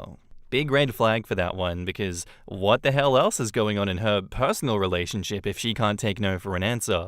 I guess if I was OP in this instance, I'd probably just go report her to my work in whatever department would deal with this, because to me, this is harassment. If you don't get a lid on this crazy, it's not going to go well for you. It's just going to escalate. Because why wouldn't it? And now, onto the updates. Hey everyone. First, I apologize. I never thought this was going to be as crazy as it did. I want all of you to know that I read all of your responses and responded to as many as I was able to. Thank you all for your amazing insights and comments. Many that made me laugh, which I needed. I've been sick, and that really helped to cheer me up. I had to meet with my lawyer today regarding family issues. My neighbor/best friend/coworker Elle took me. I really felt awful, and driving wasn't a good idea. We were talking about this on the way, and we both were asking a lot of the same questions that all of you were asking. The big one was that we were asking about the circumstances of her transfer. She went from Med-Surg 4W to the ER. That is a huge change. I have to work tomorrow, so we'll see what happens. but Elle and I are going to ask Kay about the transfer and raise a couple of other concerns. After I got home from my meeting with my lawyer, I slept for the rest of the day. Many of you asked about if C and I hang out outside of work. The answer is no. I really don't know anything about her. I've helped her a few times with the patients and different things, but our relationship is 100% purely work-related. That was why I was so surprised that she asked me to do this. That is why I was so surprised that she asked me about being her man of honor. I have a very small friend base, and in all honesty, I like to keep it that way. I really have no interest in being a part of this. I'm not a wedding person. After reading so many Bridezilla stories and hearing about over-the-top weddings, they have become a huge turnoff. To me, spending tens of thousands to hundreds of thousands of dollars with insane, unrealistic demands that turn people against each other, why? I'd rather just use that money and spend that time planning my next trip or vacation. Many people said that I was being used as a token or a prop in the wedding, or a gay best friend. I never really thought about it. I admit that I am out and proud, but I'm not going to just pretend to be someone's friend just so they can fulfill some kind of fetish that they have for wanting to have a gay best friend or some kind of status she feels the need to fulfill. It takes me a lot to get offended, but if this were actually the case, then I really would be rather offended. I was not put on the face of the earth to be someone's play toy. A lot of people have said that maybe she doesn't have a boyfriend. She does. She's brought him in before.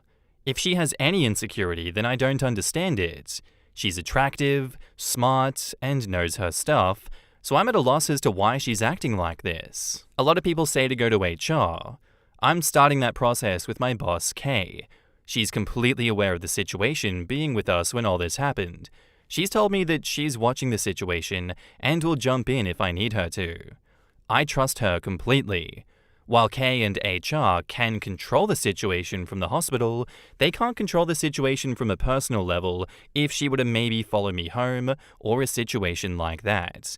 So I think that covers it all. I wish I could say this is over, but most likely there is more to come. Scout Bandit says, I really hope you can figure out what she thinks she's trying to do and escape the situation unscathed. From the way that you say she acted, this may be a thing where one of you has to leave the department you work for. I hope it doesn't come to that. I don't blame you for not wanting to be around people and their wedding BS.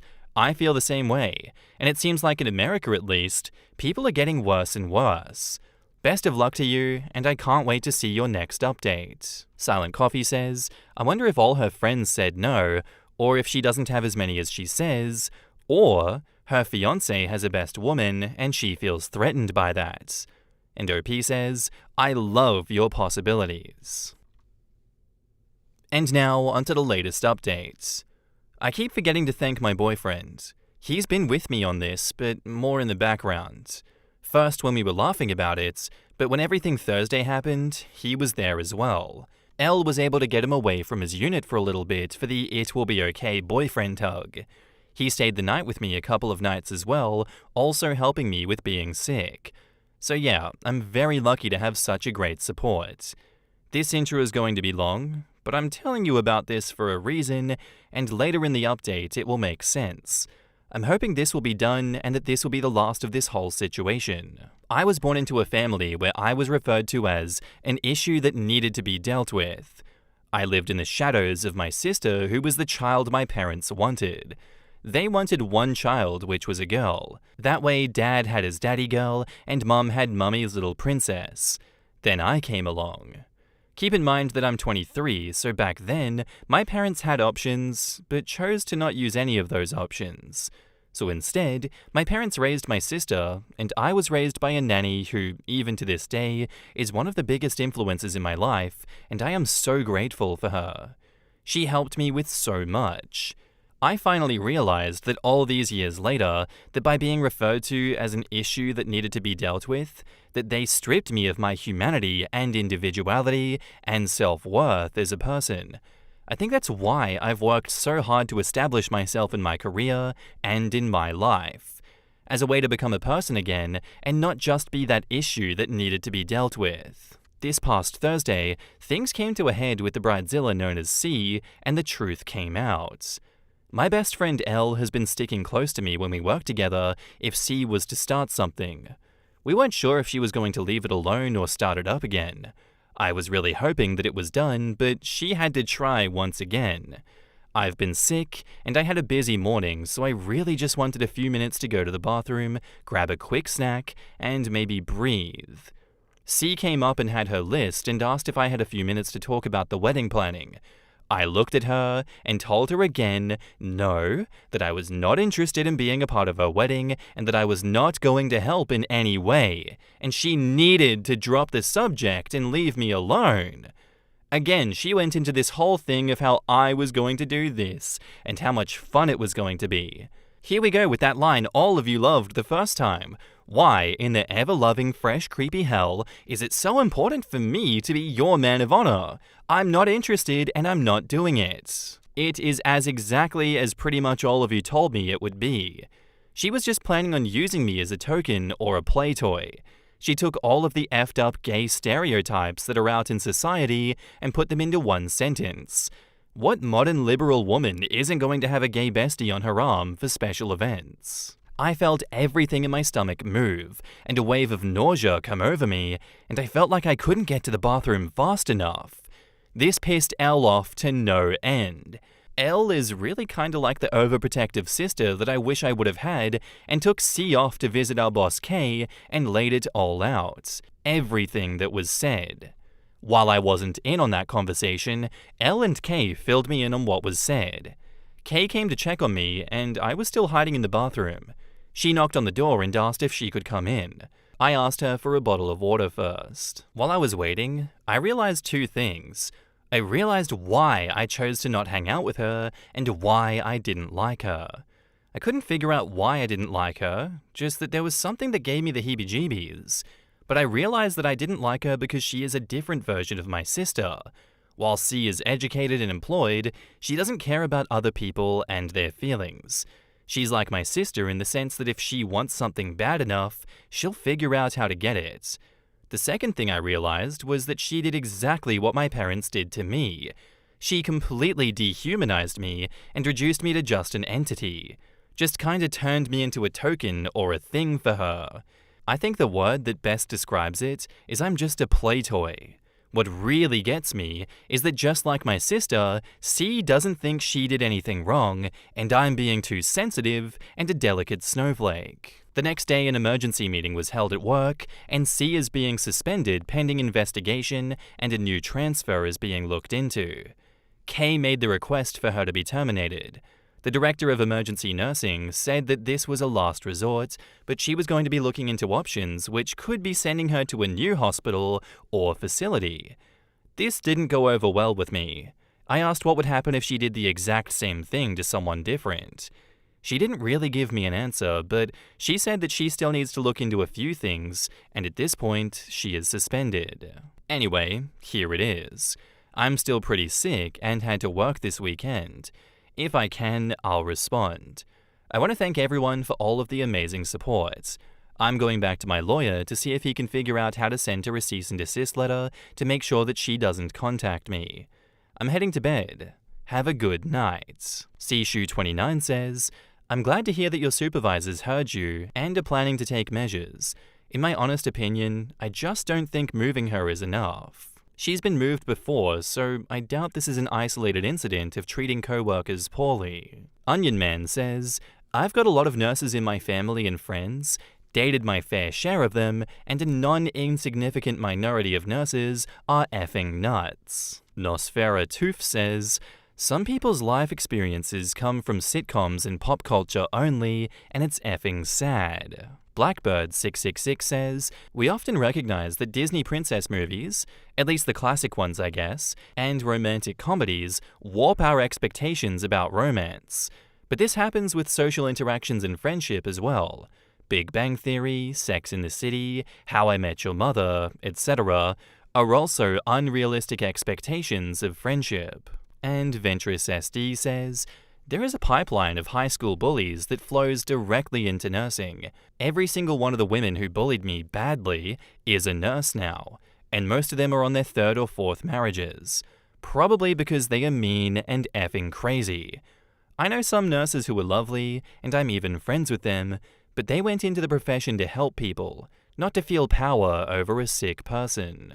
Yeah, I feel like I hear a lot about that pipeline, and that shows, I think we have some evidence here with OP's story. Just a genuinely delusional and unhinged person who's like, well, every liberal woman has a gay snowflake partner on their arm to tout around. Like, what kind of insane generalization are you making? What rock have you been living under? It just goes to show that she's insane because she doesn't realize how bad it looks to openly say something like that.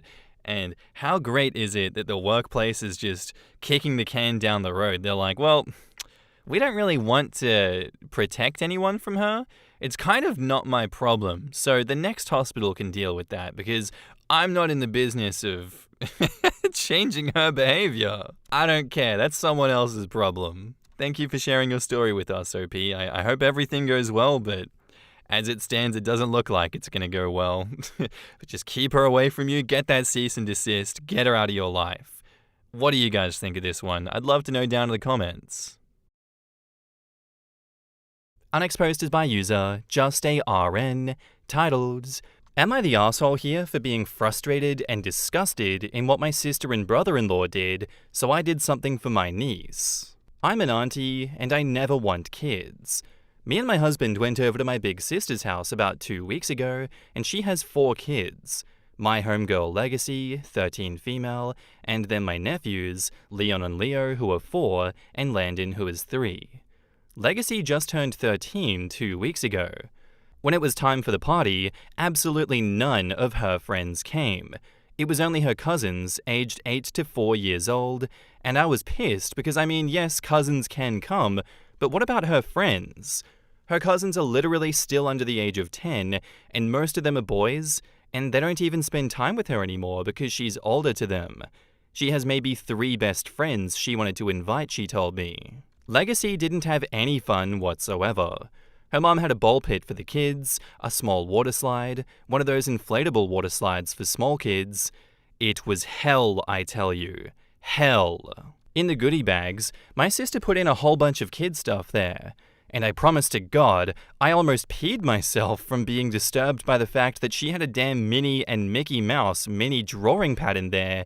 And not only did she have baby stuff in there, Legacy didn't even get a goddamn bag herself. Yeah, there was baby stuff in there, but at least let her have an effing bag. Legacy couldn't even do anything there because her mom had her taking care of her brother. She put 1 candle on the cake, which was confusing to me because she's 13, not 1. But then she blew the candle out, and then my sister put another one on, and she told the kids to line up and blow out all the candles. And I was effing damned out of this world, like, if she don't get her effing shit together, I swear. But then I left because I was so pissed. So I did what I did best, and took matters into my own hands. Me and my husband were so mad at my sister that we decided that we were going to be the responsible and intelligent adults, and give Legacy what she really wanted. We moved the furniture into a room, and we added pillows, blankets, squishmallows, Legacy's favorite snacks. I had a nail place set up, and I bought us some girly pajamas, and me, her, and her friend, not the boys, had a great time. Then the next day, my husband took her and her friends, including the boys, to a skating place, and we took them out to go eat. It really was the best. My sister and brother-in-law were mad that we didn't do anything with the smaller kids and stuck to just the bigger kids. I told her that what she did 2 weeks ago was shitty and very immature of her, and she said that I was a terrible auntie. Ford Warrior says, in just a few short years, your younger sister is going to complain to you that Legacy doesn't call her, doesn't visit her ever, and she doesn't understand why. Tell her the truth. I'm glad your niece has you and your husband, not the asshole. Rebecca McCullen says, OP is stepping up in a way that matters to Legacy, because when she's older and does something dumb, as one does at 16 or 17, it's going to be OP that she calls, not mum and dad. You're exactly right, and sister is going to wonder why she calls her terrible auntie. Miss Caulfield says, not the asshole. If this is so reoccurring, it is some unhinged parenting that will forever make Legacy feel disregarded time and time again and teach her siblings that their wants are more important than her needs. The parents should be more on board with one special day for one of their children at a time. You did a sweet thing, and I'm sure she'll cherish that memory and your relationship so much more. E-Block Lady says, right? Not the asshole, OP. I have 2 kids. My daughter is 10 years old and my son is 3 years old. Their birthdays are 5 days apart. Now, wouldn't it be great if I could just combine them into one party? Sarcasm. My kids share a family party with grands, aunts, uncles, and cousins, so everyone can celebrate them without giving up 2 weekends. But my daughter, because she is older and has a true friend circle, always gets a friend party, and usually asks for her besties to come to the family party too. My son's too young to even care about having his own party, but once he's old enough, I'll do the same for him. Birthdays are something to make kids feel special for. Even at our family parties, my kids each have a custom cake with whatever flavors they asked for. I spend hours decorating cakes for each of them because they both deserve that effort. Honestly, OP, your sister sounds like a lazy parent, and I wouldn't be surprised if she parentifies Legacy, so keep an eye out for that. Good job being an amazing auntie. I agree, it just sounds like parentification across the board, and these parents have given up on raising Legacy at all. They're going to be in for a real surprise when Legacy turns 18, disappears, and has nothing to do with them anymore, and going to be like, oh, what? I thought we parented her correctly. Like, no. And I don't understand how people can be so blind to their shitty parenting practices. Are they delusional, or do they realize what they're doing, but they don't care? Interesting, but regardless, thank you for stepping up and being the better parent, OP. And now, onto the update. So me and my husband have been talking about taking Legacy into our home. I simply told them that even though they have a newborn and 2 toddlers, she still deserves the attention and love. I told them I could understand if they couldn't do something big for her birthday, and then they just laughed and I was confused as hell. They said having toddlers, newborn, money has nothing to do with it. They said that they asked the boys what they wanted at her party, and they did it so they didn't feel excluded. Legacy wanted a girly-type party, spa-themed party. My sister said that Legacy just wanted her friends there and not little kids, and they told me that she said the reason why is because Legacy said that whenever they're around, they intentionally either hit her or break something of hers and think it's funny. I told her that it made sense why she didn't want them there. My sister said that the boys are her first priority right after her husband. I'm not gonna lie, I kinda hate my sister for this cause she should know not to leave someone out, let alone her own daughter. She left me out all the time and I felt so excluded. But then again, I was that annoying little sister, so I understood. But Legacy isn't me, and she doesn't even hang out with the younger boys as much anymore because of what they do. Me and my husband are really thinking about taking Legacy from her, and she even said that she didn't care as long as she babysits the baby at night. Ellie Crown 2 says, contact a lawyer about custody. Your sister wants to use Legacy for unpaid childcare. Do not let that happen.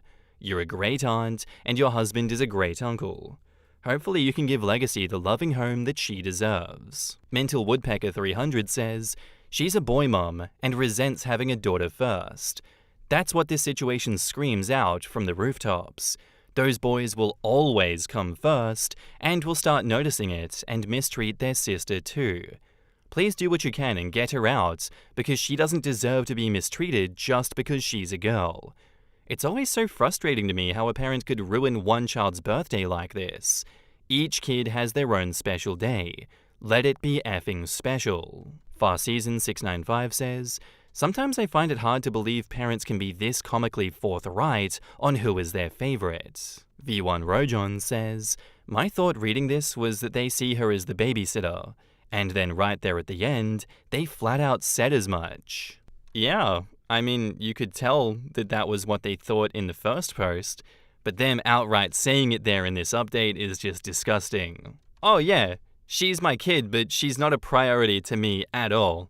My boys in my life are always going to be more important. Just an absolutely disgusting and, I guess, self-hating way to live your life. If that is not internalized misogyny, then I don't know what is. Literally a woman hating on, not caring for, actively harming, and continuously taking advantage of her own child just because she's a woman, coming from a woman.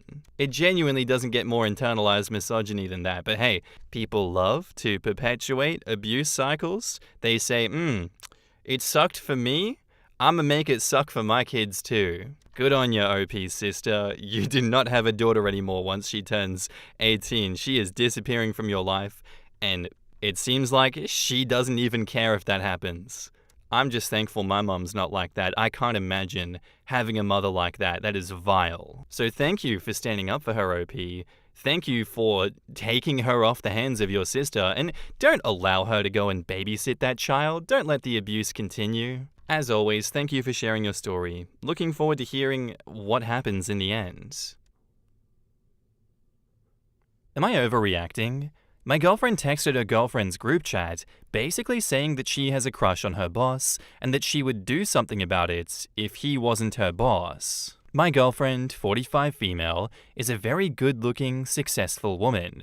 She was laid off from her job in a downsizing and changed her LinkedIn to be viewable to employers looking for prospects.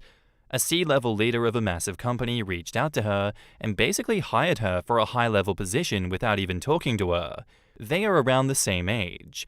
Big positions in corporate America don't come easy, so I thought it was a little odd. Definitely plausible, but it made me curious as to what his real intentions might be, as she's told me before that professional men have made connections with her on LinkedIn, only to find out they have ulterior motives. Fast forward to her being on board for a month, and nothing sticks out with him having other intentions, so all good there. So far. My girlfriend and I were in a fight, and during us not talking for a few days, she texted her girlfriend's group chat and said this verbatim: "It's too bad that my boss is my boss. I kinda have a crush on him." I don't remember her girlfriend's response, but her text after that was, "Too bad I can't do anything about it. As they say, don't shit where you eat." As me, already wondering if he has an ulterior motive, along with her telling her girls that she has a crush on him, is obviously making me insecure and uncomfortable. I realize some crushes are innocent, but the timing, while we were fighting, and wording behind her texts shook me a bit. Knowing she's at work all day interacting with the person she has a crush on is probably going to eat away at me. Am I overreacting by taking the "too bad I can't do anything about it" and interpreting it as basically saying, if he wasn't my boss, I'd have sex with him? How would you deal with this situation? Scruffy says, "You're going to be paranoid every single day about her being at work. It's not worth it. I also want to note that I don't think it's a good sign if you aren't talking for multiple days." Asmodeus says, "She's literally thinking about screwing another man, and you're here on Reddit asking if you're overreacting. What's next will be an overnight business trip or conference, just an excuse to cheat." Educational Hawk replies, "Oops, budget for the trip means that I have to share a room with the boss, tee-hee. Oh, and double whoops, the only rooms left have only one king-sized bed, tee-hee." I'd probably get out of there before she just sleeps with him anyway. Have you spoken to her about this? Might be a good place to start. OP replies, "I haven't said anything yet. Been trying to digest it, and took me a minute to read into it, and wanted to see if others read or interpret it the same as I am." I think everyone else's interpretation of this situation is correct. She belongs to the streets, OP. No good woman, no good person will say this in the group chat. She's telling on herself. The mask is slipping. She is not relationship material for you. Maybe she's relationship material for someone else, but you don't have to stick around waiting for the inevitable to happen. I would hope anyone agrees with you that that is a line she has crossed with her boss here, and that it's okay for you to step away from the situation, call a spade, and find someone that actually respects you. You're not overreacting? Absolutely not. I think you're reacting perfectly fine, and you should follow your gut instincts. And now, onto the update. So over the last few days, I acted like everything was cool. I could probably get an Oscar for how well I pulled it off. Today was the first day back in the office with her boss since this came up. I waited until this morning before I knew she would be leaving for work to let her know that I knew exactly what she told her girls. I gave her a small piece of my mind and let her know that I had just removed and blocked her from everything, and that the second I sent the text, I'd be blocking her phone too, so not to even bother to reply, and that was the end of it. I was pretty tense to the moments leading up to it, but felt relieved when I sent the text since I didn't have to pretend that everything was okay anymore. Complete Design 5395 says, "It's giving scorched earth vibes and I like it. Sorry you're going through it, but glad you found out and are able to move on to better." And OP says, "That was 100% the intention. I knew it would F up her day big time. Do you guys live together? What's the situation there?" And OP says, "Didn't live together, thank God." Rocketman69 says, "She still knows where you live. Better couch surf for a few weeks, so that she can't find you to harass you in person." And OP says, "Nah, I live in a guard-gated community, so she can't access my neighborhood." There is a small update from the OP in the comments a couple of weeks later. Says, "Thanks for checking in. Been meaning to post an update. It's been 2 weeks since I axed her. I haven't heard a single peep. She could have texted my daughter or made a new email account if she really wanted to get a hold of me. I'm still really angry and trying to process it all. It's on my mind all day. Part of me really wants to hear what she would have said if I gave her the opportunity to say anything, but I also know there's nothing she can say to reverse the damage of what she said. Also, another piece of me wants to tell her cheating, married friend's husband what their wives do behind their back." Mitra says, "This is the kind of shit that leads people to stalking former partners. I blocked her, but she could have gotten around that block if she really cared, equals, I think it's healthy to stalk your ex and demonstrates love. F that noise." Intelligent Ad says, "I agree. It's this movie romanticization of something that is not romantic. If someone breaks up with you, you don't chase them around looking for them to beg them to love you. You don't chase them to an airport or their job or whatever.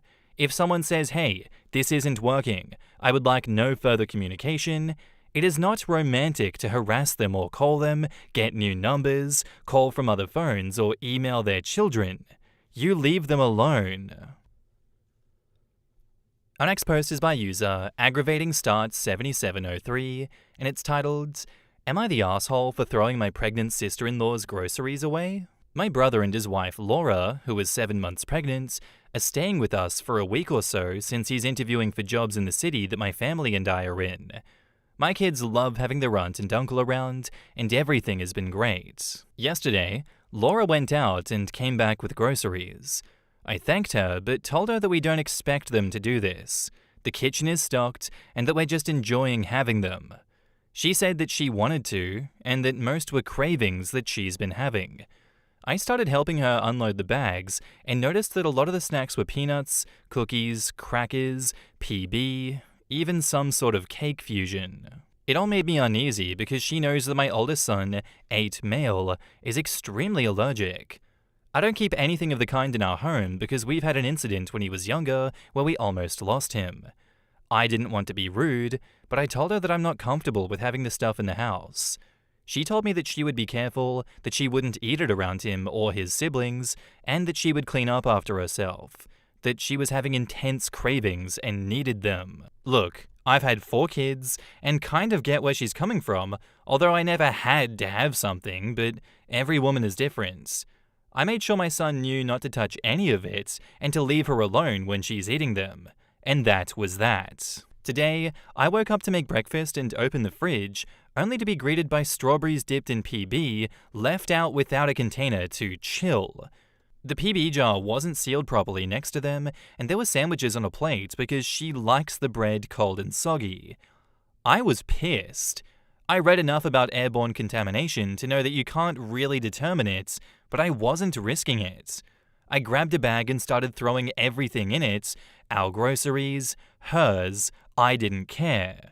I was going to take the bag, drive to a shelter, and let them know the situation. Laura woke up while I was on my rampage, came down, and asked all upset what I was doing.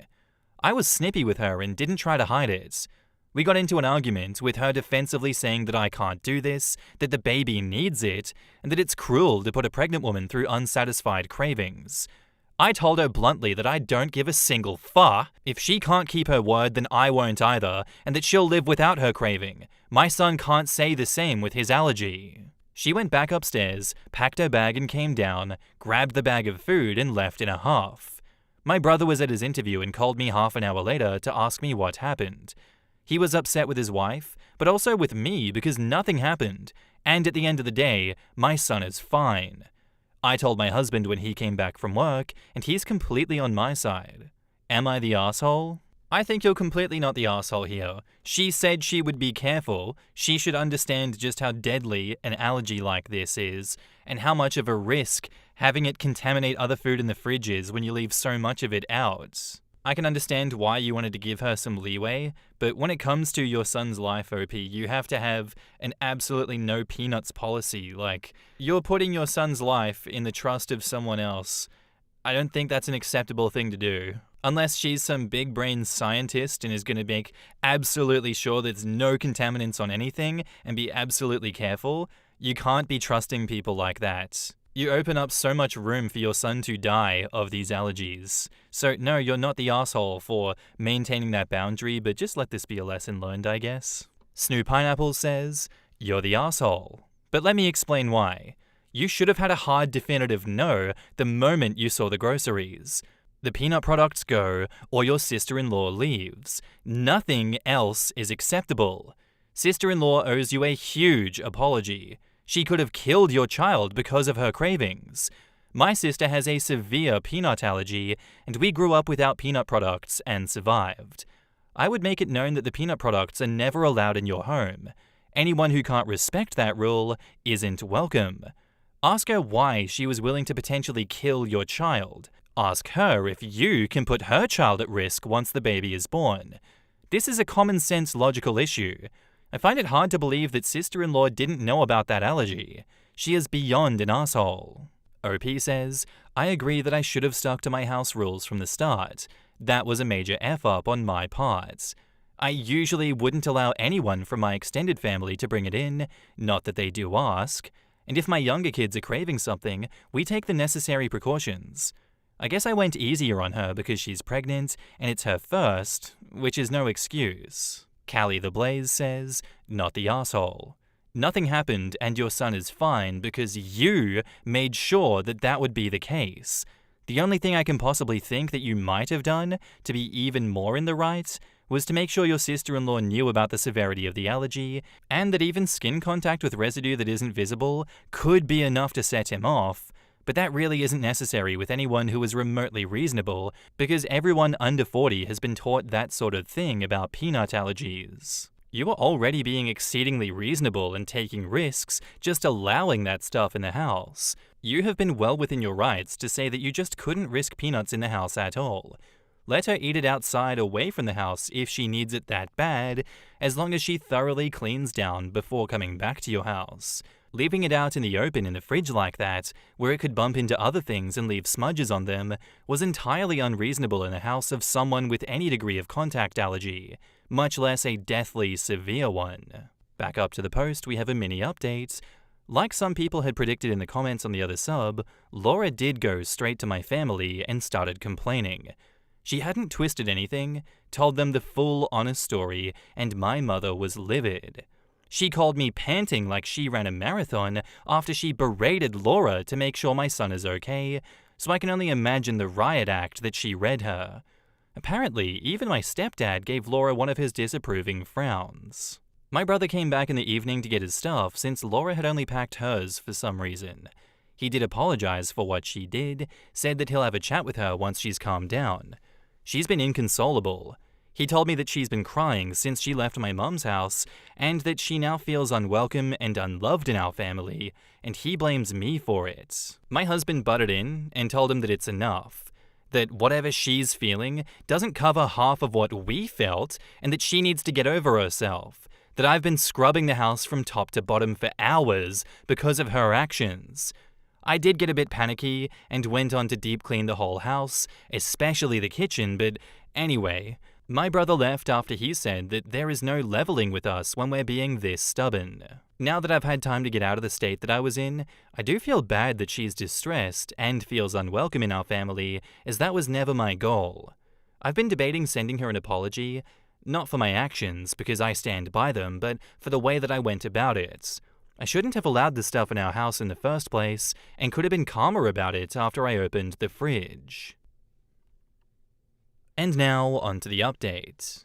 So after my mum berated Laura, and my brother yelled at my husband and I took the advice that I was given and sent them a long text which ended up being a bit of a ramble about everything, how screwed up the situation is, how we're disgusted by their stance, and how we will be going low contact until we feel ready to be around them again.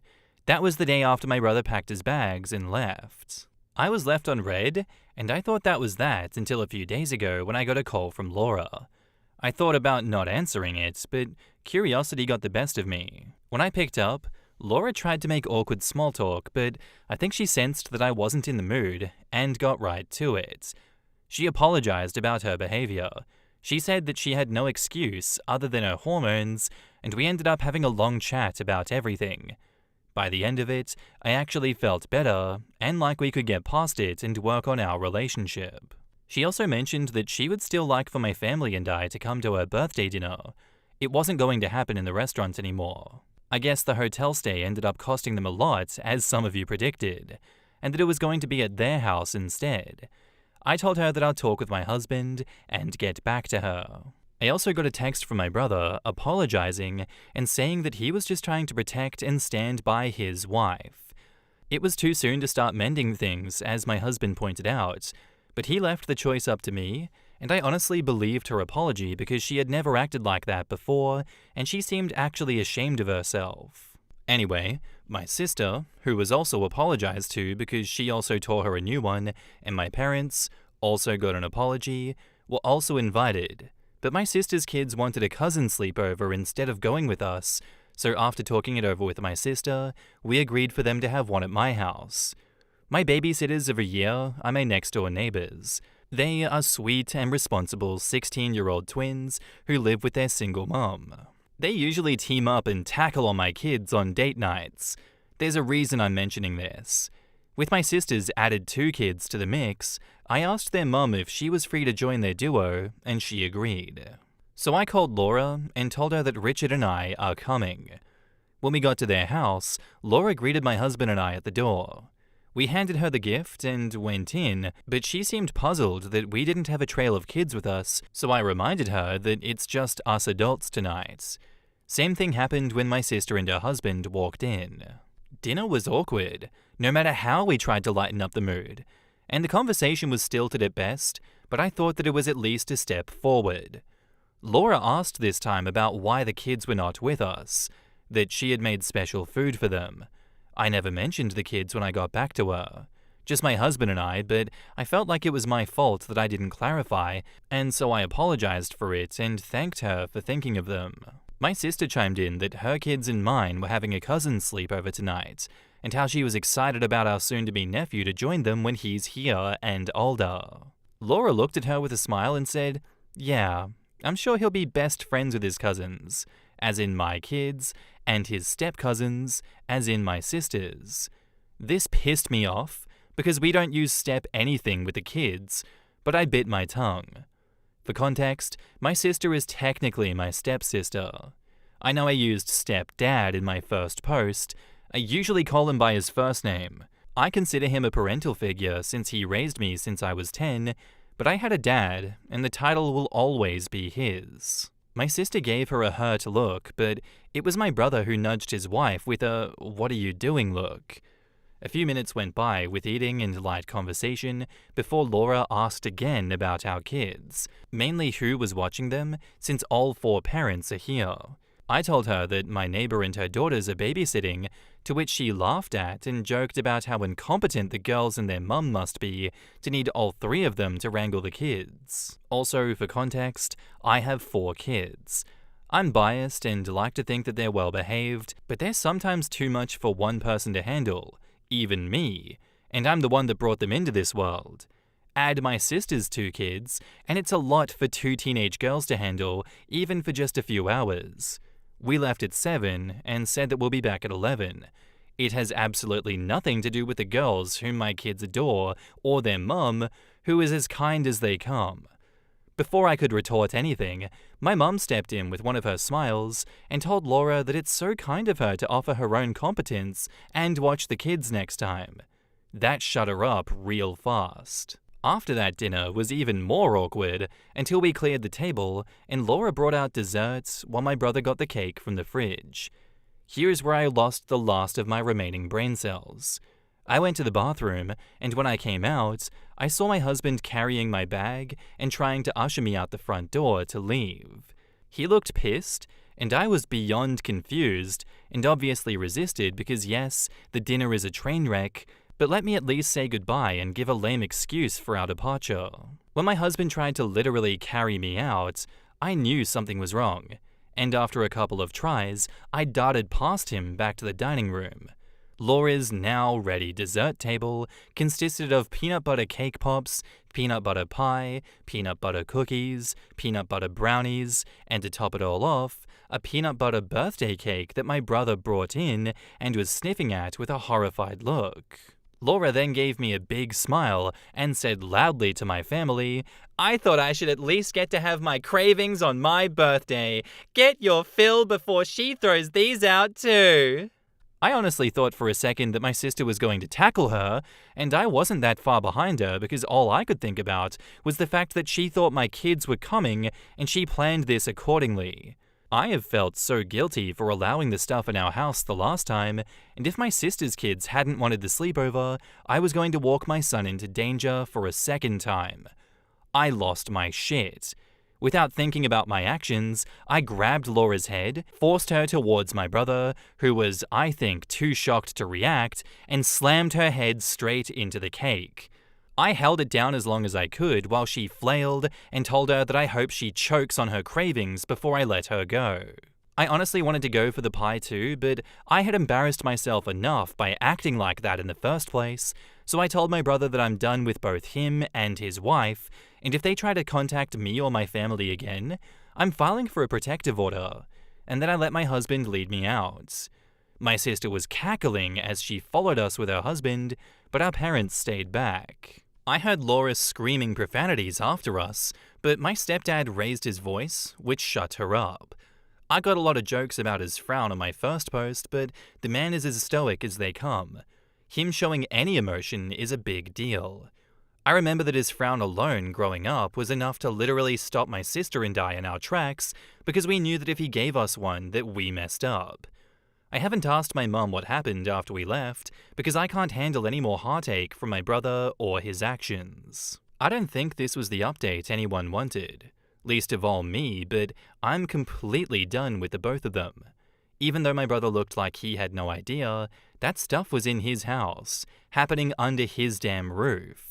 I'm sad that I won't be in my nephew's life, and my kids won't get to know their new cousin that they've been waiting for, but I would rather cry over that than over my son's life.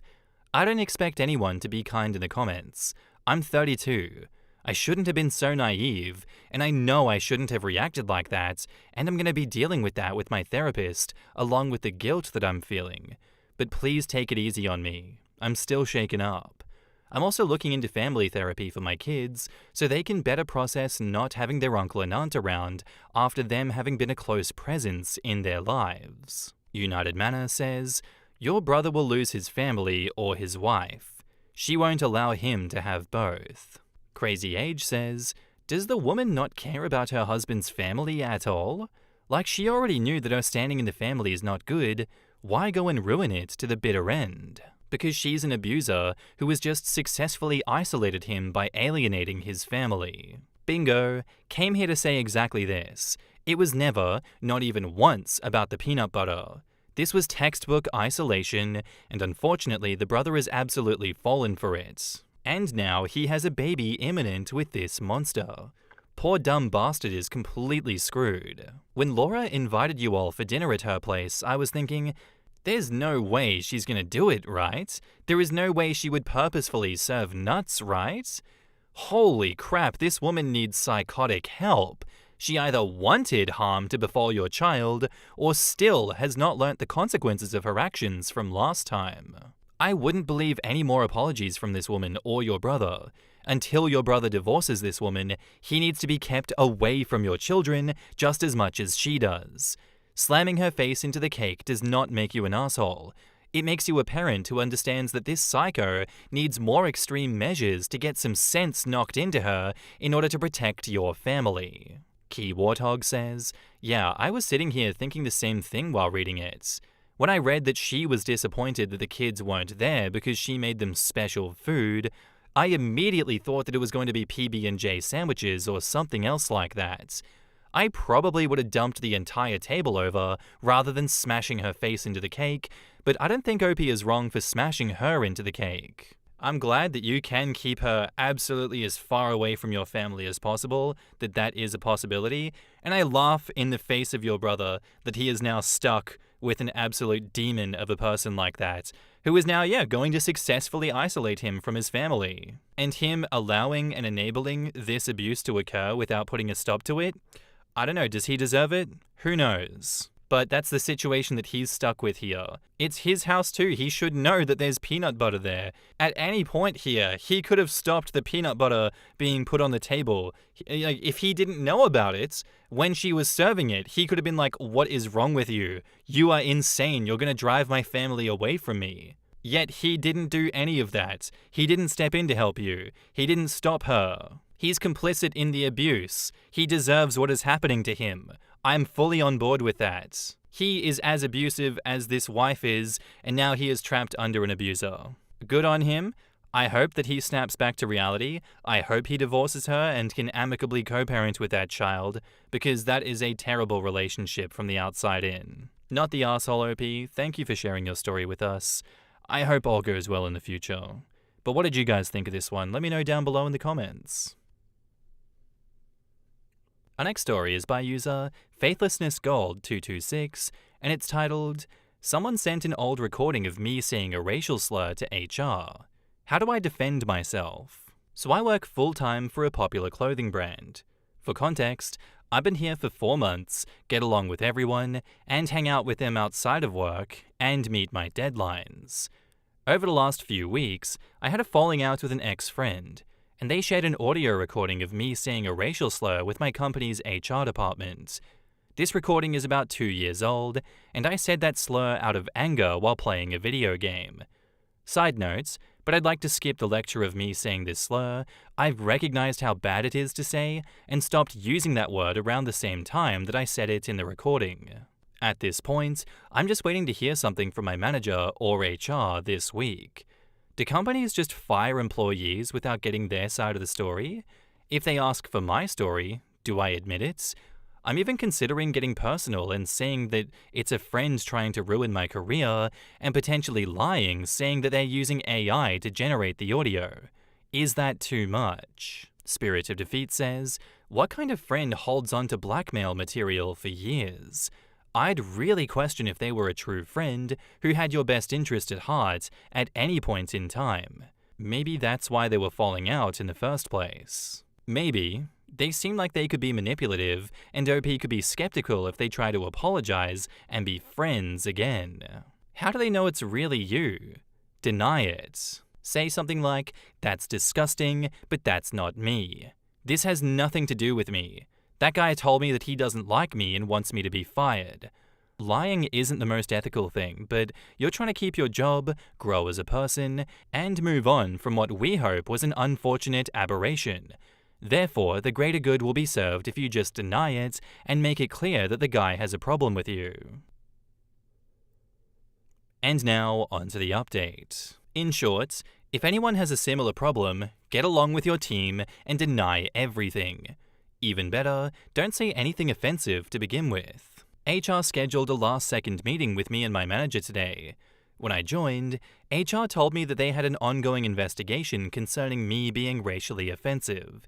HR showed me the evidence, which was actually multiple recordings from around the same time frame, and let me watch them.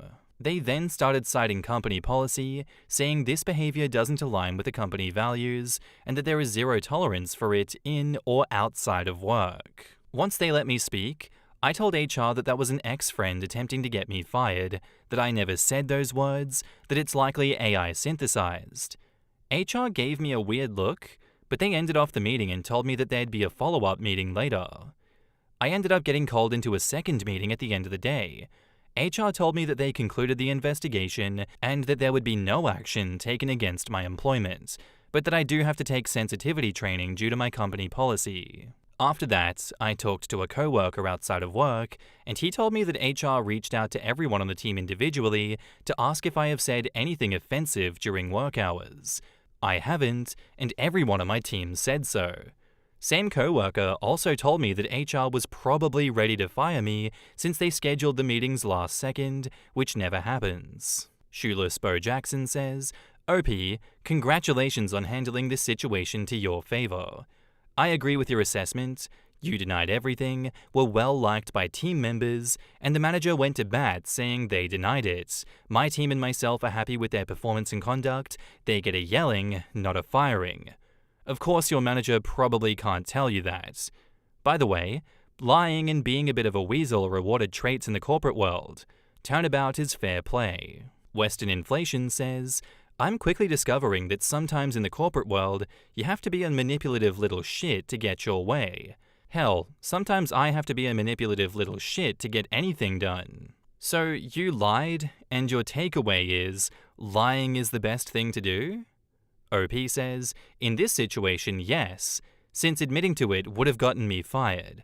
The more obvious takeaway is to never say any racial slurs to begin with. Anyone else find it interesting how it went from one slip-up due to anger to multiple recordings? Lamau, I hope your company finds this post and fires your simple ass. And OP says, yes, he sent multiple recordings of me saying it on the same game, but he only made me aware of one. I never said that slip-up was a one and done, but I did say that I recognized how bad this slur was to say, and that I stopped using it at around the same time. I know the kind of person I am now, and it's not the person in those recordings. I don't need someone forcing the idea that I'm still the same person from 2 years ago so that they can justify ruining my career. So, are you like 15 now? Why do you keep saying it was like 2 years ago, like that was a long time? Autos Agent replies, the fact that this guy was a bigot 2 years ago and acts like that was a long time ago is wild. And he magically stopped using slurs exactly 2 years ago after multiple recordings of him were made? I'm sure he's a totally different person now. What? He lied about it at work and is bragging about it on the internet? Bastion of morality, this guy. Am I wrong for not allowing my adopted son to choose the movie on family movie night? I, 45 male, have 4 sons, 3 biological and 1 adopted, 13 male. We adopted Jake when he was 3 years old. He came from a really difficult background, and we've always tried to give him as much love and support as possible. But if I'm being honest, it hasn't been easy. Jake has always been more of a challenge compared to my other boys. He's extremely sensitive and gets upset over the smallest things. Due to the trauma he experienced early on, Jake is mentally and emotionally more like an 8 or 9-year-old, even though he's 13. This isn't because of any special needs, it's just the result of what he's been through. When he was younger, he struggled a lot in school, to the point where he was eventually expelled from his primary school for behavioral issues. It was a really tough time for our family. We ended up enrolling him in an SEMH, Social, Emotional and Mental Health School, which costs around £70,000 per year. While the school has helped him somewhat, Jake still causes a lot of problems. The school often calls us because Jake's had a meltdown or couldn't handle something, and it's clear he needs a lot more attention than our other kids. At home, Jake's neediness can be overwhelming. He's constantly seeking reassurance and gets upset if things don't go exactly his way. My wife has always been very patient with him, maybe too patient in my opinion. She tends to cater to his needs a lot more than the other boys, and I can see that it's starting to wear on them. I can tell they're starting to feel like Jake gets special treatment. Earlier today, during our usual Saturday family movie night, this issue came to a head. We always vote on the movie to keep things fair. The older boys and I wanted to watch the first Avengers movie, and when we voted, Jake was the only one who wanted to watch Spider-Verse instead. Jake loves Spider-Verse, and we've watched it several times before. Seeing how upset Jake was getting, my wife suggested that we just watch Spider-Verse to avoid a meltdown. She felt that it wasn't worth the fight and wanted to keep the peace, especially considering how sensitive Jake is. But I felt like it wasn't fair to the other boys who had won the vote fairly. I said no, we are sticking to the movie that won the votes, and Jake predictably got really upset, stormed off to his room, and refused to come back downstairs. After the movie, my wife and I had a huge argument. She said I was being too harsh, and that I don't understand how difficult things are for Jake because of his past. She thinks that I should have just let him have his way to avoid the conflict. But I'm tired of always walking on eggshells and constantly giving in to Jake at the expense of the other boys. I don't think it's right to let Jake dictate everything just because he is more sensitive. Am I the asshole for not letting my adopted son choose the movie on family movie night, even though it upset him and led to a huge argument with my wife? In the comments, Old Beach says, "Not the asshole. It's okay to give in, but if you always give in, then Jake learns nothing, and your other 3 boys will feel neglected. Jake cannot always have his way, and at a mental age of 8 or 9, he needs to learn that and find coping skills to help manage his emotions. Your wife will do him no favors by always giving in, since eventually he'll be an adult and no one except her will treat him that way." Horror Ad says, "You can't let Jake make all the decisions in the house. On the other hand, a vote seems fair, but it really isn't.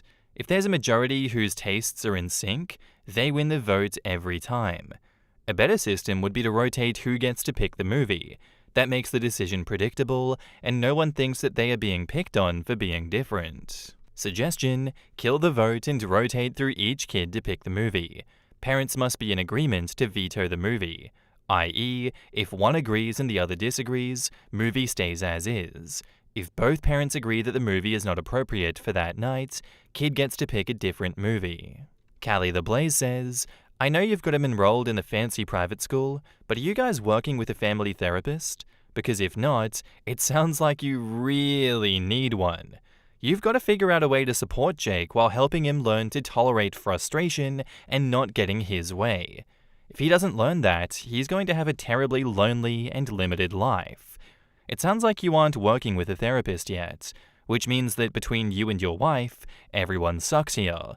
All of your kids need support, and Jake needs structure and balance, not coddling." And OP says, "It really isn't a fancy independent school. It's honestly just like a normal school, but they have a ratio of like 3 teachers per child or something crazy like that. I mean, it is a bit more than a normal state school, but it isn't like a huge fancy place. He has therapy throughout CAMHS and is on the waiting list for specialized therapy to support adoptive children, but we can't afford family therapy. That would be great, but that's not something we'd be able to do. We can barely afford rent." Imontes says, "Info. Is Jake often outvoted? Do you ever take turns to ensure everyone gets to choose? Or each month someone puts in a movie choice into a hat and then one picks out each week until all have been watched?" OP replies, "I wouldn't say he's often outvoted. Like I said in the post, he has chosen for us to watch Spider-Verse many times in the past, and we have all watched it together. I would say that it's usually pretty equal at the movie nights, and usually no one is completely upset, as they all have pretty similar taste in films, even if something wasn't their first choice." I guess with all of that cleared up, you're not wrong for not allowing him to choose, but yeah, as these people say, a new system is needed to be put in place so that he doesn't lose his shit and make everyone else in the family suffer from glass child syndrome.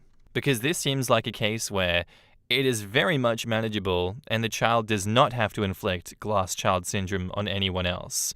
To me, it looks like it comes down to effective parenting techniques and managing his condition. And if you're not able to manage his condition, everyone's going to suffer, so please get on top of it and report back with what you've done, please. I'd like to know.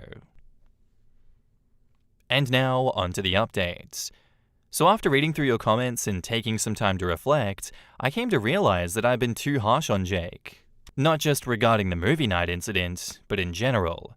Jake has had a difficult journey since he joined our family, but that's not his fault. When we chose to adopt him, we committed to supporting him through every challenge. He didn't choose his trauma, and he certainly didn't choose to end up in a family where he might feel different from his siblings. That responsibility lies with us. We've made a few changes, starting with family movie night. Instead of voting, which often left Jake feeling excluded, we switched to a rotation where each person takes a turn picking the movie. This simple change has removed a lot of the tension and has made movie night feel more inclusive for everyone. I honestly can't believe I didn't think of it sooner. Thank you to everyone who suggested it. In hindsight, I realize my original post felt more like a venting session, and I regret the way that I spoke about Jake. I needed to get those feelings out, but now I understand that it wasn't fair to talk about him in that way, even anonymously. And since then, I've started journaling to work through my emotions privately and with a clearer head. I'm really grateful for the wake-up call that your comments provided. One point raised repeatedly in the comments was the glass child concept, the idea that our other boys might feel overlooked because of Jake's needs. That really hit home for me. To address this, we've started a new Sunday tradition. Each Sunday, I take one of our boys out for a full day, just the two of us, doing something that he chooses. It's been great for all of us and has given me precious one-on-one time with each of my sons. My relationship with them feels stronger, and it's something that I look forward to every week. Jake and I also had a long heart-to-heart after my original post. He opened up about feeling like his opinions and wants don't matter, and that he sometimes believes that I love my other boys more. Hearing that broke my heart, and I took responsibility for my role in making him feel this way. His early trauma definitely impacts his sense of security, but I can't ignore that my own behavior contributed as well.